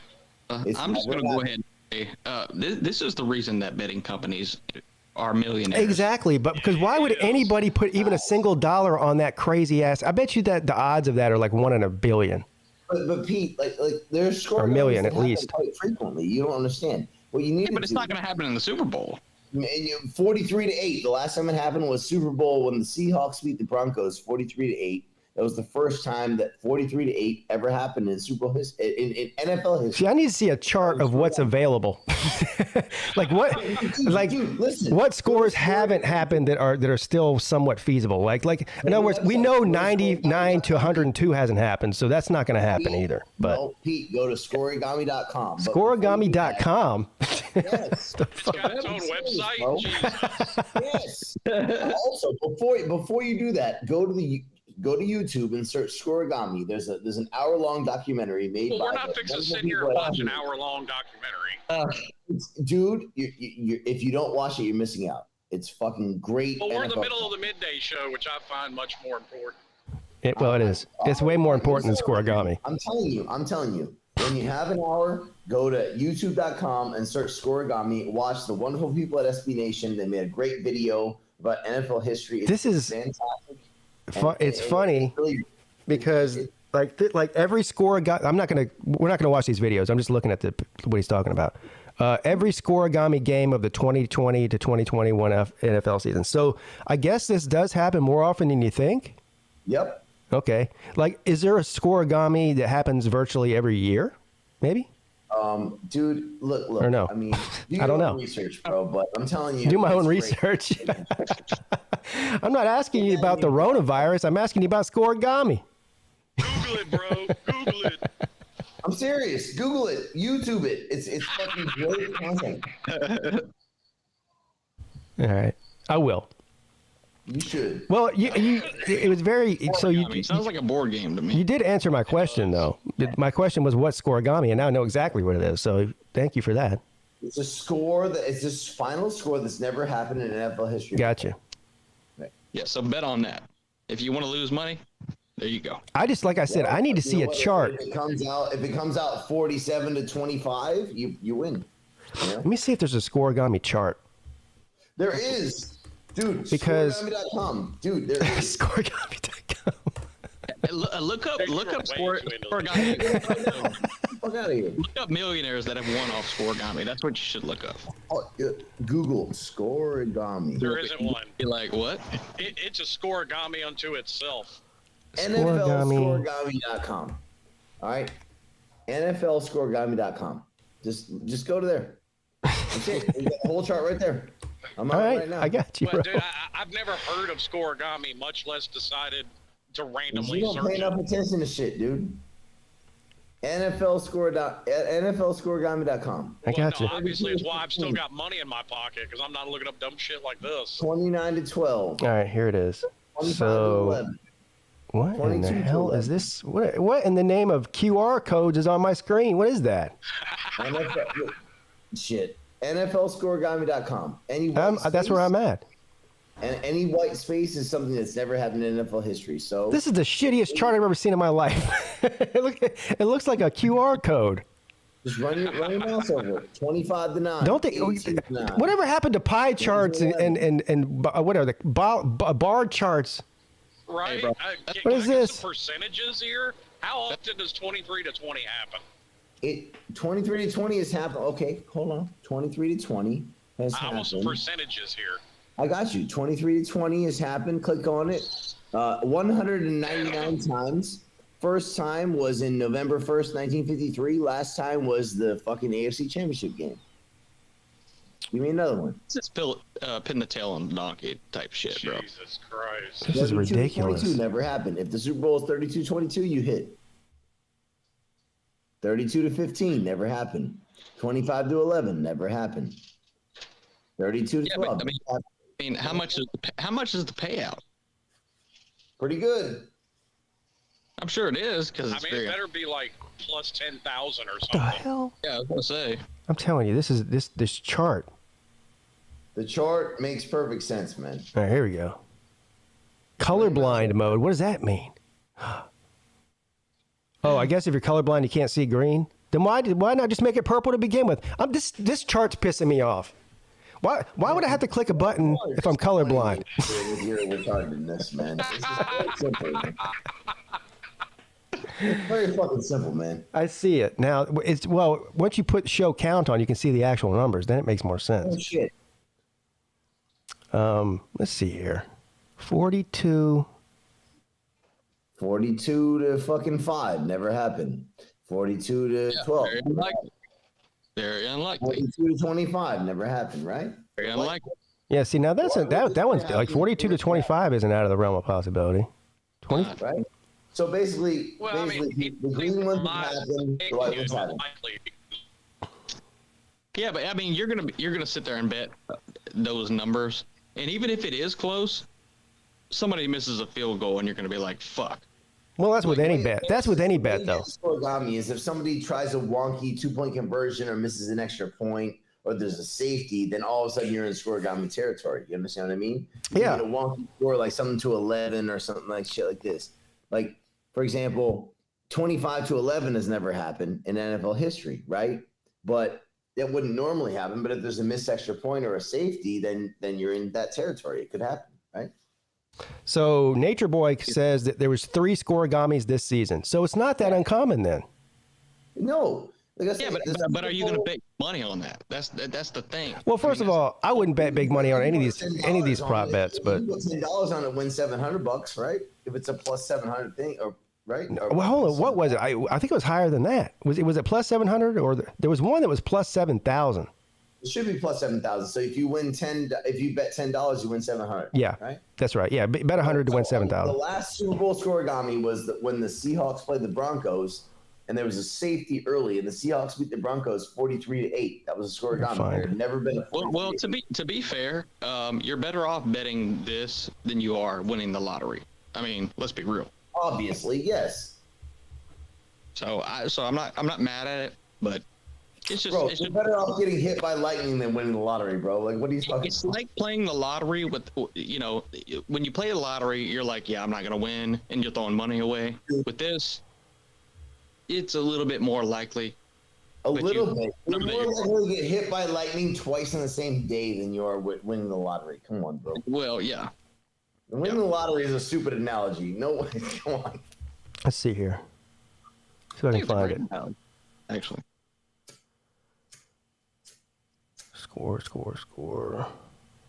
Scoregami is interesting and it's fun. And actually, if you watch the YouTube video introducing the concept of scoregami, you'll Slim's in the back again. Oh.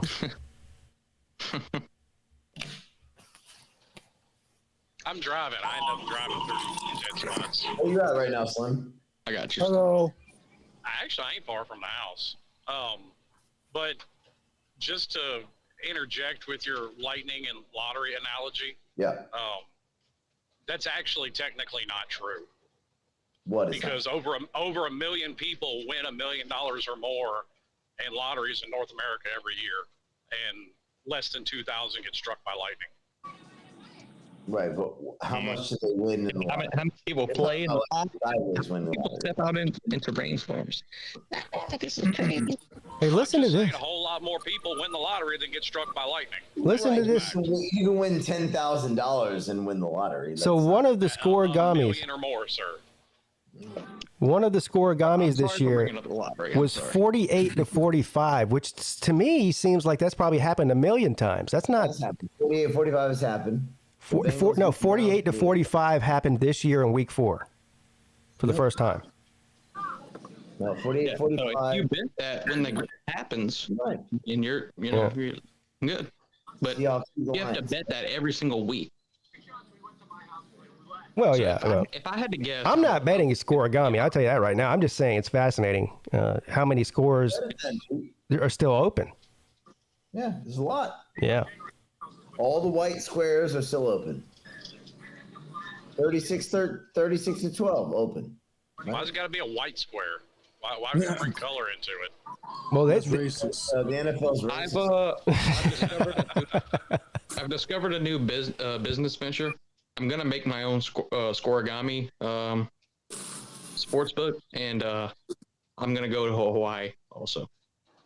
I've been to Hawaii. Or are you gonna be a bookie? I don't think gambling is legal in Hawaii. No, I'm gonna retire because there's gonna be people that just give me money. So I say just come to Tennessee. You can gamble there. It's beautiful in Hawaii, bro. Nate's been all over. Yeah, bro. I should trade names with Traveling Fools. Well, I don't know. I don't think calling Traveling Fools Nate the Great would do any good. His name's not Nate. That is true. But I am the Traveling Fool, though. You could just change your name to Traveling Nate or Nate the Fool. No, I would say Nate Fool. Nate Fool. He doesn't travel really. Does he? But yeah, it's I can't say my name again because due to changing my names like 5 times a day, I had to wait like 12 days to change my name on YouTube. So. Yeah. All right. I was just kidding anyway. Well, unfortunately, on his YouTube name, Nate put his government name on there. That's why I can't change it. I'm trying to. I can't find that scoregami now, and I can't remember which category it was under. I blame myself for that too. Main props, maybe. Pete, I'll tell you this one. There's another one that they made called the Punt Surrender Index, which. Oh no! Oh shit! Surrender. Punt Surrender Index, which. Wait. All the punts in the history of NFL. Oh my God! Punts in the history of the NFL, and determines how pussy they all are, and gives a number to them, and it's great, and it's a wonderful video. And if you all have time, YouTube the Punt Surrender Index. Man, it's a great video. If you're in NFL, on each punt, is that what you're saying? Every punt in the history of the NFL. And determines how pussy that punt was. It gives a number to it. I'm not gonna lie, this sounds like Dungeons and Dragons for NFL fans. It does. Well, I'm a nerd, man. I'm a nerd, so I enjoy it. I'm a geek and a nerd. So you're saying you technically should have went to Georgia Tech? Should have gone. Yeah, he definitely should have, based on that reaction there. I don't know if you guys saw me rage or something about something on Vic's stream. It was hilarious. Rage. Yeah. What were you mad about? Why are you raging, Nate? You don't have to watch it, but you could watch it if you want later. But let's say I almost broke the TV. What were you mad about? A hockey game? No, a video game. A video game. That's even worse. Now here's a valid question. We might even be able to do some slob prop bets on this. Oh shit! Is Nate dressed up as a Hooters waitress gonna have a bigger cup size than Rihanna? Shut up. Well, I feel like Nate probably is muscular. Slim, I think you and I probably have bigger cup sizes than Rihanna. You for sure. I'm working on it. But, I mean. I can't be muscular if I wanted to, but no, I'm not. Yeah, it's not. Nate's no chiseled Adonis with all that cream cheese pizza. No, he's full slob. Or taquitos. Yeah, when you eat 17 taquitos in a sitting. Yeah, that's normal for me. So. Bama man, I see you in here. Says, will Dabo Swinney go to Alabama when Nick Saban retires? No. No. Nobody with any sense. Nobody with any sense would go to Alabama when Nick Saban retires. That's a standard that can't be lived up to by anybody. That question has been asked so much, and it's the dumbest question. Well, I'm not saying that. I mean, he's only 53, I think. I'm not saying he'll never coach at Alabama somewhere down the road, but when Saban retires, he will not be the guy that replaces him. That's not happening. Yeah, listen to me. That question has been asked so many times. You can take a picture of my taint, and you can just use that as a response to each time some idiot, some lurker asks that question. You can take a picture of my taint and just show them the picture, show them the screen, and then it's funny because I would really rather not, to be honest. It's funny because all the threatening to leave that Dabo Swinney's done over the years. Well, you don't like it, I always leave, and so people are like, oh, but you go to Alabama. Here's the thing, though: all the reasons that he would be threatening to leave Clemson are 10 times worse at Alabama. So I don't know why he would do that. The expectations from the fan base at Alabama is higher than it is at Clemson. I really could have done without that piece of information. What? What do you say? Yeah. Well, imagine Dabo at Alabama not using the transfer portal. I mean, oh my God. You think the fans criticize him at Clemson? Good luck. Yeah, they would eat that, man. And that's really. I don't necessarily think Dabo is going to retire from Clemson. I assume all coaches are going to go somewhere else at some point. Yeah, talks about Jim Harbaugh. I mean, very few guys are, Bobby Bowden or Joe Paterno that stay in one place forever. Although Dabo is that guy. Yeah, he is that. He is similar to those two guys in a lot of ways. Yeah, I think so. I mean, it's a different world. And they may be, but I'm just going off the odds of it. Well, let's put it this way: I'd be shocked if Dabo Swinney went anywhere in the near future. And when I near future, I'm saying 5 to 10 years. Dabo Swinney. And I would agree with that. Yeah. If Dabo Swinney leaves Clemson, he's going to go home. That's it. That's it. I always joke. I don't assume any coach is going to retire where they're at. I think this, and nobody even mentions this. I'm the only one that's ever even mentioned this, and there's a reason. A place like Notre Dame. Can you imagine Dabo at Notre Dame? First of all, no, absolutely not. Yeah, I could. Yeah, me too. The way he talks about Notre Dame, his face lights up. Because he loves college football, and of course, they're one of the blue bloods. And also, on top of that, Dabo would be on campus humping the leg of touchdown. He wants to fuck touchdown Jesus in his I'm just saying. Mouth. All I'm saying is, you get a blue blood because people go, okay, well, fuck Notre Dame. Yeah, F Notre Dame. I know Dabo's not Catholic, right? So I don't know what his denomination is. I'm sure he must be Baptist. He's a Baptist, I guess. Man, but whatever. The one thing that Catholics and Baptists do have in common, they have a lot that's not in common, but one thing they do have in common is their love for Jesus. And nobody loves Jesus more than Dabo Swinney. I'll tell you that right now. So Dabo Swinney would love to rub his dirty ball sack all over touchdown Jesus. Let me just say this. I don't care how much you love Jesus. It doesn't matter how much you love Jesus. It's not going to contribute to football success.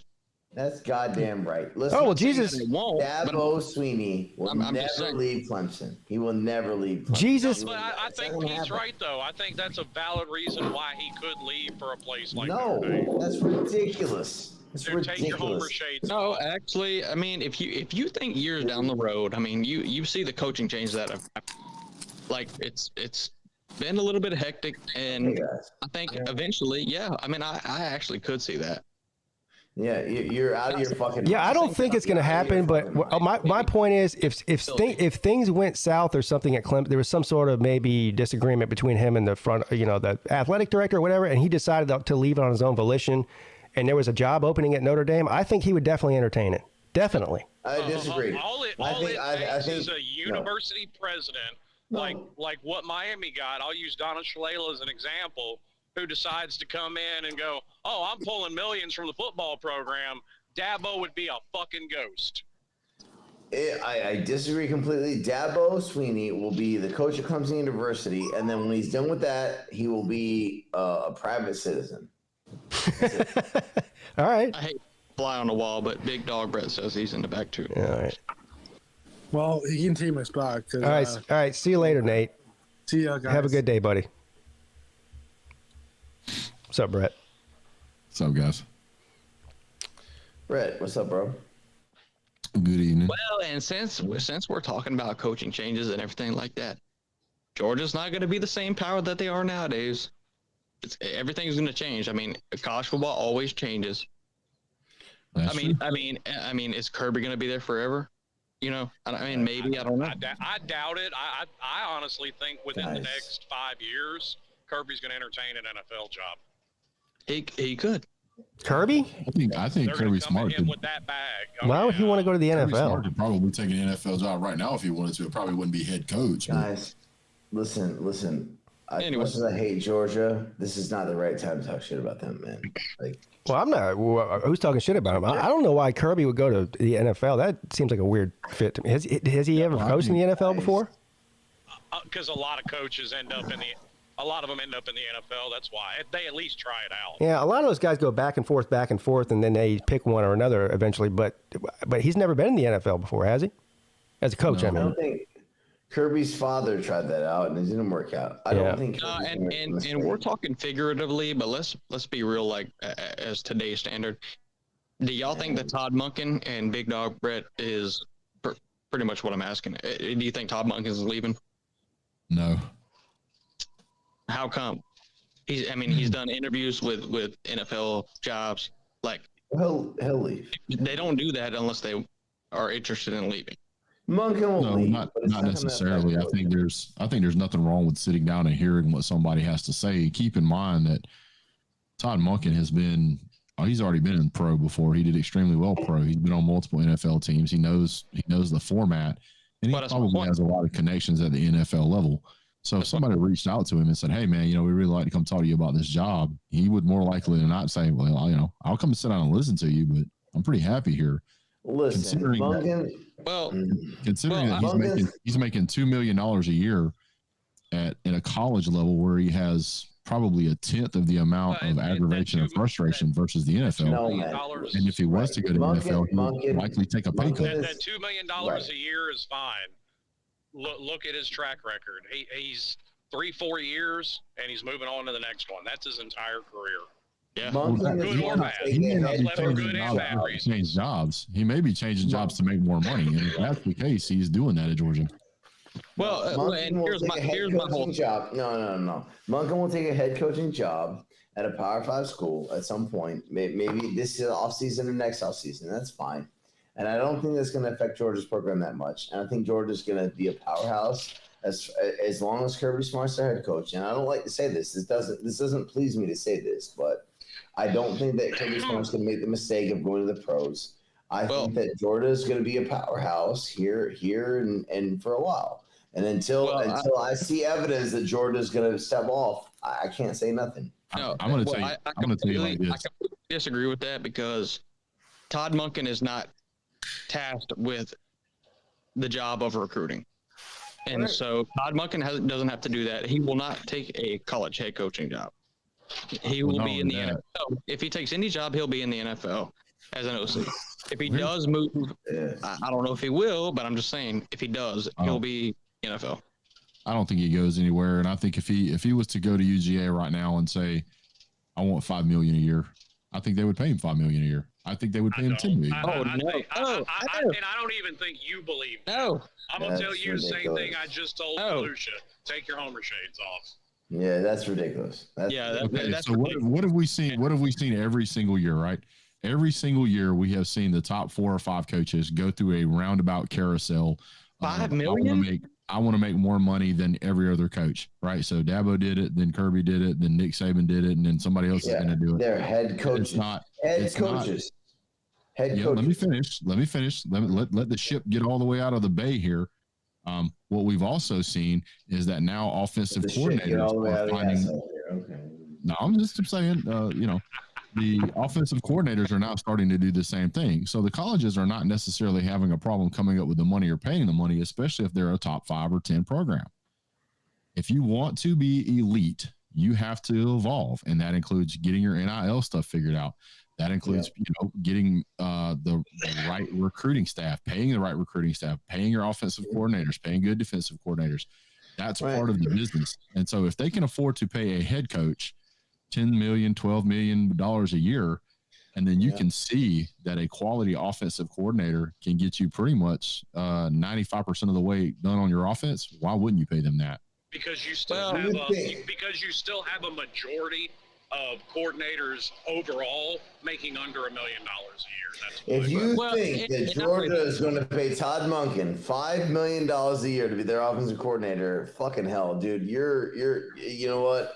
Tell me, other than I took acid before, and I've done ayahuasca, but goddamn, bro, you might be doing both of them at the same time. No, let me ask you a question. I'm not trying to throw ideas at the wall with nothing to back them up. I can disprove what you're saying pretty easy. If you will sit here and tell me that in 5 or 10 years we will not be paying offensive coordinators on an average more than $2 million a year, I would say, why not? Why would we do that? You said 5. But if you continue, you have very few that are even making that now. You guys struggle to let somebody get through with a sentence here. You start jumping in before you understand the whole equation. Because what you're saying is fucking ridiculous. You just said $5 or $10 million for an offensive coordinator. The vast majority of coordinators are still making under $700,000 a year. But no, Slim, you don't understand. Georgia can pay their offensive coordinator $5 million a year. That's no problem, right? Get the fuck out of here, man. Come on. It's a ridiculous concept. Do you guys ever see? Hold on. Do you guys ever see a time when you think that they will pay coordinators less? No, but $5 million a year is absolutely. Hold on.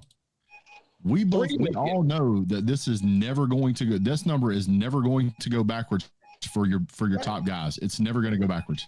We all agree on that. Yeah. And so that's going to create an environment where it's going to become more and more competitive for good offensive coordinators. So you have to. I don't have to convince you. You have to convince me. If you look at the facts, you say, "Oh, well, they're just not going to pay that much." Why not? Shit, dude. It depends on the time frame. I don't think the first time that they had a coach. Even in the NFL, where on average they all get paid more, the majority are still making under $1 million a year. We're not talking about the majority. We're talking about what the top guys make. Well, tell me one instance where Nick Saban paid an offensive coordinator over $1 million. Okay, I can name one for instance where there is currently a coordinator who's making $2 million.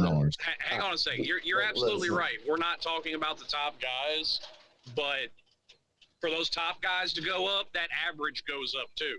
So you're talking about more than quadrupling the average. Does anybody on this feed believe that Dan Mullen is worth $7.5 million a year? You're still talking about more than quadrupling the average to get the top guys up to $5 million. Does anybody believe that Dan Mullen is worth $7.5 million a year? Listen. We all understand that. Hold on. No, you guys just talk. Let me finish. You're full of shit. Dan Mullen is not worth $7.5 million a year. Ed Orgeron is not worth $9 million a year. But that's what they were paying him. I'm gonna go take a piss. You're fucking joking. When you're done, I'll be back. Okay, take a piss. No, I'm just curious where you heard the Dan Mullen $7 million thing. Dan Mullen, highest paid fired coaches in 2021. Gary Patterson at TCU 6.1, Dan Mullen at Florida 7.5, and Ed Orgeron at 9.01 million salary. Guess what those guys do when they get paid that much? That keeps the average where it's at because people are less willing to take a risk on somebody. I'm trying to see the point here, though. That's what I really want to. I want to see. What I am telling you is that there is no shortage of funds, none, zero, at the college football level. The numbers continue to The numbers continue to go up year after year for coaches. The numbers are going to go up year after year for offensive coordinators and defensive coordinators. That's what's going to happen because when the numbers go up for the top guys, like, I don't know, let's go back to 2021. James Franklin making $7 million a year at Penn State. How are you going to keep an offensive coordinator that you want to keep from going and be, I don't know, a head coach at whatever school for $5 million a year? Well, you're not. Brett, you're still missing the point of the basic economics of it. For those high-end guys to hit that $5 million a year number that you're saying that Georgia would be willing to give him right now, you still have to quadruple the average. You're still missing the basic economics. The average does not apply. The average does not apply to the top coaches. That's why I said the top. Yes, it absolutely does. Okay. No, listen. I understand what you're saying, and it does make sense, but you're talking like years and years ahead of time. Like I could see that in 20 years. Hold on. You're talking years and years ahead of time, which is completely true. I mean, college football. Hold on. Stop.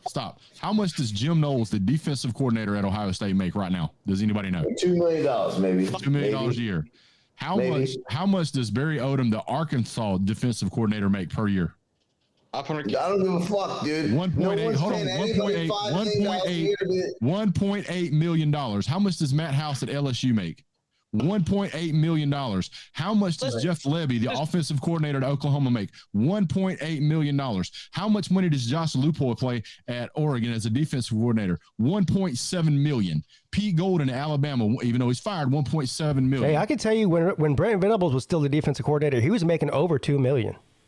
Okay, so there's a difference. You're not going to convince me. You are never going to convince anybody who will actually sit down and look at the damn numbers that if college football is willing to pay these top 10 guys, which some of them ain't even that fucking good, $2 million a year, that $5 million is out of the realm of possibilities whenever they will hand out $1 million bonuses for the Big Ten championship. Come on. Let me speak. You guys are paying these salaries out of your own pocketbooks. You don't understand how much money these fucking schools have. Nobody's arguing those numbers are going to get hit over time, but the argument you made that they would give him $5 million tomorrow is completely out of the realm of possibility. No, sir. You are out of your mind. Just because other football programs won't do it doesn't mean Georgia won't do it. Georgia has already proved that they will pay top market. Georgia will not. And they don't want national championships. I don't know what the fuck is school in America would do it. No school in America would do it. No school in America would do it. You're fucking out of your mind. All right. Why am I out of my mind? You explain to me why. You explain to me why. If you don't shut the fuck up for 2 seconds, I'll explain why you're out of your mind. Number one. I'm listening. Two. So the money that head coaches get paid also is on a sliding scale that moves upward, right? And so if what's his name, Monken can get $5 million or $6 million or $7 million to be the head coach at Georgia Southern or at fucking Georgia Tech or at or whatever school, he'll take that, right? It's going to be much quicker that he can make more money being a head coach also for his professional, what he wants to do in his professional career. He'd much rather be a head coach at Missouri or at Arkansas or at Arizona or wherever the fuck than be the offensive coordinator at Georgia for, it's not going to be $5 million next year. It might be 2.5 and they might go to 3. $5 million. Yeah, that's going to be a 5-year thing.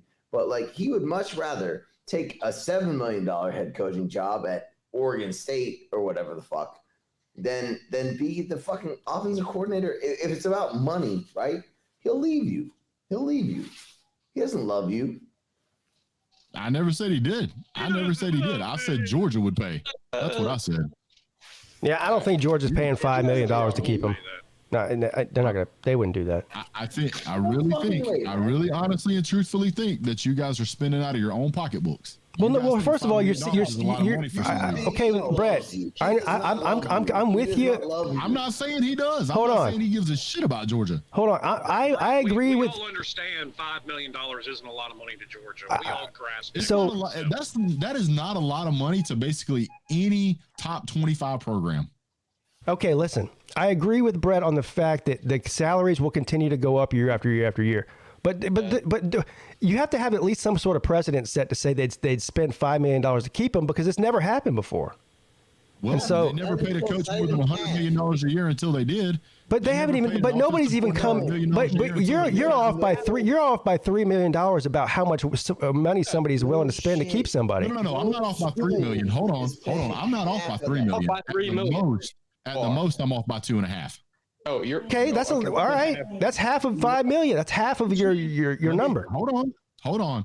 If schools are willing to pay $1 million bonus for a Big Ten national championship, an SEC championship, a Rose Bowl win, a Peach Bowl win. Hold on, let me finish. They're willing to toss $1 million out there for just a win. You don't think that they're willing to pay an extra 2.5?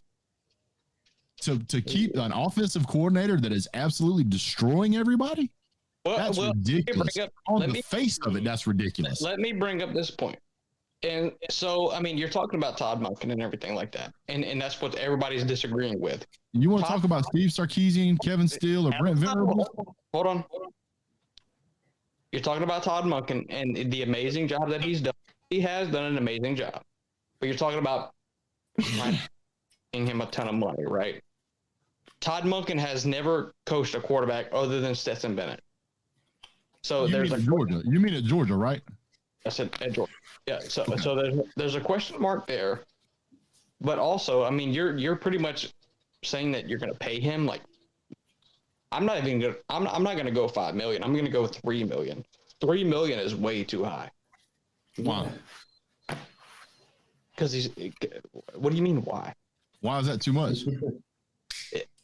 Now that's at least a number that somebody can possibly wrap their head around and convince people that it's worth that. But you're misunderstanding. If you can throw out $1 million for an SEC championship, you can throw out another $1 million for a playoff win. And it doesn't work like that. Hold on. And you can throw out another $1 million for a national championship or $2 million or however much it is. You're going to tell me to go from 2.5 to 5 is a lot? I'm not saying that Georgia doesn't have the money. I'm just saying that's a big leap for them to make. It's not going to happen. It wouldn't happen. It's not. Yeah, it's not going to happen, bro. It's not. It's not. I mean, college football does not work like that. Just because somebody can afford to do something doesn't mean they're going to do it. No, it does. It just doesn't work. That's all. I mean, otherwise, why wouldn't you just go ahead and pay Kirby Smart $20 million a year? They got it, right? So let's go ahead and pay him $20 million a year. Make sure he doesn't go anywhere. If you have the money and you want to win, have the money. Let's just pay everybody. Like this is the thing I've ever done. You guys are getting hung up on the freaking dollar amount. Let me make it as clear as crystal, and you can get your crayons and write these numbers down if you need to, because you're missing the point. The point is that if you are an elite program and you have the kind of money that you can throw around like they do, you can pay these guys whatever you want to pay them. $5 million is too much doesn't make a damn lick of sense, because you're paying other coaches out there hundreds of millions of dollars a year. It's ridiculous. It's ridiculous what they get paid, but you can't sit there and say that this number's out of the realm of possibilities when there's somebody else on the payroll. You're right. 2 to 3 times. You're right. You're right. They do get paid ridiculous amounts of money, and then they have to pay out ridiculous payouts, and then it sets their program back 5 and 10 years because they mismanage their money. And so you want to brag about getting all the top recruits and your NIL collective, and then you want to pay the coaches like $5 million. Okay, well, if you want to do that, then go ahead and watch your NIL thing. Just because the program makes a lot of money, just because the program makes a lot of money doesn't mean that it's successful. The money is not infinite, sir. The money is not infinite, sir. All right. I'm not saying the money is infinite. What I'm telling you is that if the money was that tight, you couldn't afford to pay out $1 million bonuses for winning one football game. But there's a difference between not being able to do that. But there's a difference between not being able to pay out a bonus here and a bonus there versus like spending $5 million on each. We're going round and round here. It's just how much money? Hold on, time out. How much money do you think that the University of Iowa cleared in the 2019-2020 year? How much does Iowa won? It doesn't matter. Well, they get part of the Big Ten money, so they make 44 million. Okay. Yeah, and most of that comes from the Big Ten TV contract, probably. How about the University of Washington, Pac-12? Probably similar to Iowa. Million. Yeah, probably about 30 something. But yeah. Okay. How about the University of Mississippi? I mean, you're trying to convince us that these schools have a lot of money. We know that. My point is that whenever you have football programs, and by the way, this is how I can prove that having being a program that makes a lot of money doesn't have a lot to do with being that successful. The University of Texas is one of the most profitable football teams in the country at $97 million in the 19 and 20 years. Yeah, and not a single one at the time that they paid a coordinator $5 million. You're right. I'm not saying that they did, but what I am saying is that whenever you have programs that are making this kind of money, you're not going to make the argument that, they mismanage money. That clearly doesn't happen. That's a ridiculous statement. So if they want to pay hold on. Just because you have a lot of money doesn't mean you can't mismanage it. Texas A&M is a prime example of this. They have clearly fucked up royally. Money, you can mismanage it, but it does not mean you are going to. Right. So if Georgia were to pay their next defensive coordinator or offensive coordinator $5 million a year, that would be a case of mismanaging that money. You think? Well, let me ask you a question. If Georgia goes out, let's say tomorrow, Georgia signs Todd Monken back for $5 million for 1 year only, and Georgia hits the national championship and they three-peat. It'll be the second time it's ever happened in history. Do you feel like that extra $2.5 million was a waste of money? Well, first off, it won't happen. No. Right. That's not. We're not talking about whether it will or will not. I said if it does. That's a different argument. Well, if it does, your argument is ridiculous. Of course. My argument. Okay, so here I'll play devil's advocate. I'll play with you. I'll play with you on this one, Brett, just for devil's advocate reasons. Okay, yeah, I do think it's a waste of a mismanagement of money. You know, when you want to know why? Because they probably could have kept him there for less than $5 million. Yes. They probably. I'm not saying they could have kept him there or not. Regardless of what you do. Maybe they could keep him there for. Maybe they could keep him there for an additional $1. No, my question is that you could. No. You can't answer the question. Are you not going to answer the question? It's a simple yes or no question. I'm going to tell you something. You could pay the cut $20 million, and if you feel like it was worth it. All right. You're not answering the question. The question is that if Georgia pays an additional $2.5 million, because that's really what we're talking about. He said, yeah, it's worth it. He said, yeah, it's worth it. Additional $2.5 million. He said, yeah, it's worth it. Repeat, they will become an icon on the history books for being the second team to ever do it. Let me ask you. Let me tell you. Hold on. Is it a waste of money? Yes or no? Hold on. Let me say something. Let me say something. If you paid the cut $20 million next year and you three-peat, would it be worth it? If you paid him up $50 million, if you paid Todd Monken $50 million to be your offensive coordinator. You answer my question first, and then I'll answer yours. Well, I will answer it. It doesn't require an answer. It's bullshit. It's a fucking question. You won't answer it because you know the answer will make you look silly. That's why you won't answer it. I already asked. I answered the damn question then. If you paid the cunt $50 million next year, but it got you a three-peat, you still haven't answered the question. You keep dancing around it. You keep trying to make reasons why it doesn't make whatever. You won't answer the question. It's yes or no. It's yes or no. No, if you paid the dumb motherfucker, it's yes or no. It's not what if. It's not when. It's yes or no. Where? If you can you not answer yes or no? It's a 3-letter word and a 2-letter word. Can you not answer it? Fuck off, dude. Oh, you don't want to answer it because you don't want to answer it because you know the answer is. If you paid the dumb motherfucker $1 billion, would it be worth it? All right, let me hear. Good job.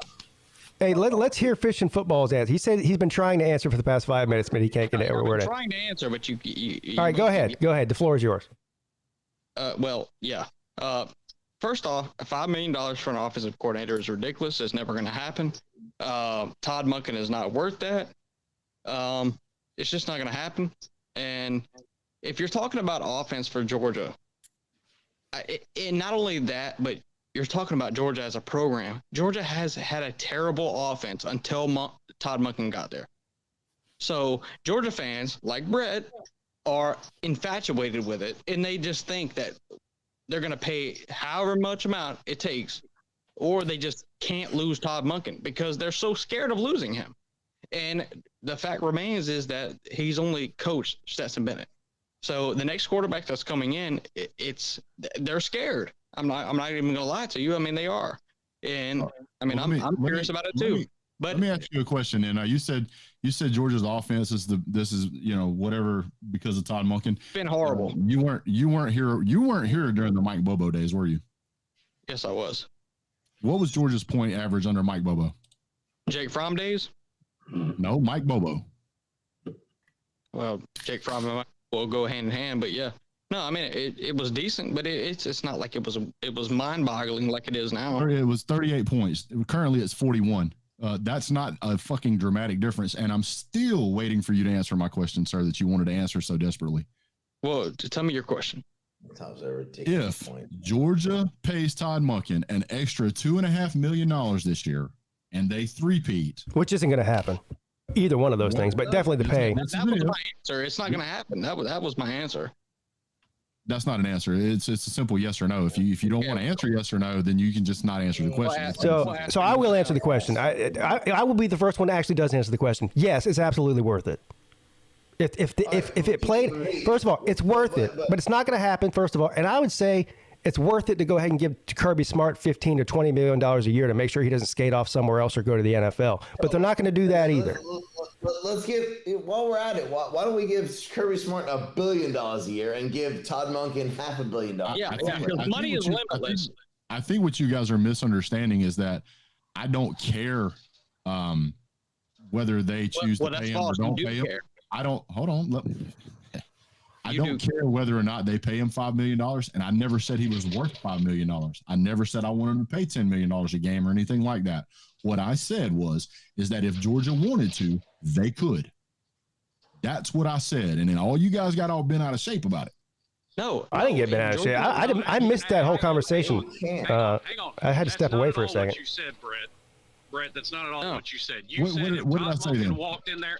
You said if Todd Monken walked in there tomorrow and asked for $5 million, without a shadow of a doubt, Georgia would give it to him. And no, they won't. Yeah, I still think they would. I do have to say this, Brett. You are one of the most homer Georgia fans that I've ever seen online. You are one of those. Dude, I'm sorry. Do the stats and the facts bother you that bad? Well, the problem is you don't have facts to back it up. You're not. Yeah, you don't have any. You just said that. You just said a few minutes ago that Georgia's offense has always been horrible, and then I immediately pointed out to you that our offense has not always been horrible, but yet you considered that to be me being a homer. That doesn't really add up. That's just the stats and the facts, sir. You just said a minute ago that under the Bobo days that Georgia averaged 30 points a game, and now 38 points a game. 38 points a game, right? So now under Monken, they average 41 points a game. So you say $5 million is worth 3 points a game, right? There were times in 2014. $5 million. I didn't say $5 million a game. Are you day drinking? No, $5 million. He's in China, bro. It's 3 o'clock in the morning there. I'm not drinking. If you get 38 points a game out of Mike Bobo, he comes at half the price of Monken right now. Mike Bobo actually in 2014. In 2014, Mike Bobo put up 41.3 a game. Awesome. So why the fuck? And you know what they're going to do if they can get the exact same? They're like everybody else. If they can get the exact same it's funny how I'm like the only one that actually knows the damn stats, but I'm the homer apparently. At 41.3 points a game. You're yourself to be stupid, man. You're proving yourself to be stupid. I'm going to go back to the business side of it. And these schools, at the end of the day, if they can get the exact same result for cheaper, they will in a heartbeat. But here's the thing, though, and this is one of those caveats that you need to talk about before you make statements like that. Mike Bobo is not. This is not the same football that we were playing 10 years ago. It's not. No. And I don't disagree with that, but it's not like. That's not why, like Monken is running a state-of-the-art offense. Why you have to pay more for a competent coach that can get it done now. No, he's not running a state-of-the-art offense like Lincoln Riley or exactly state-of-the-art, newer, better, faster, stronger. That's why you're look. Georgia fans like yourself. It seems to me that you feel like you're invincible.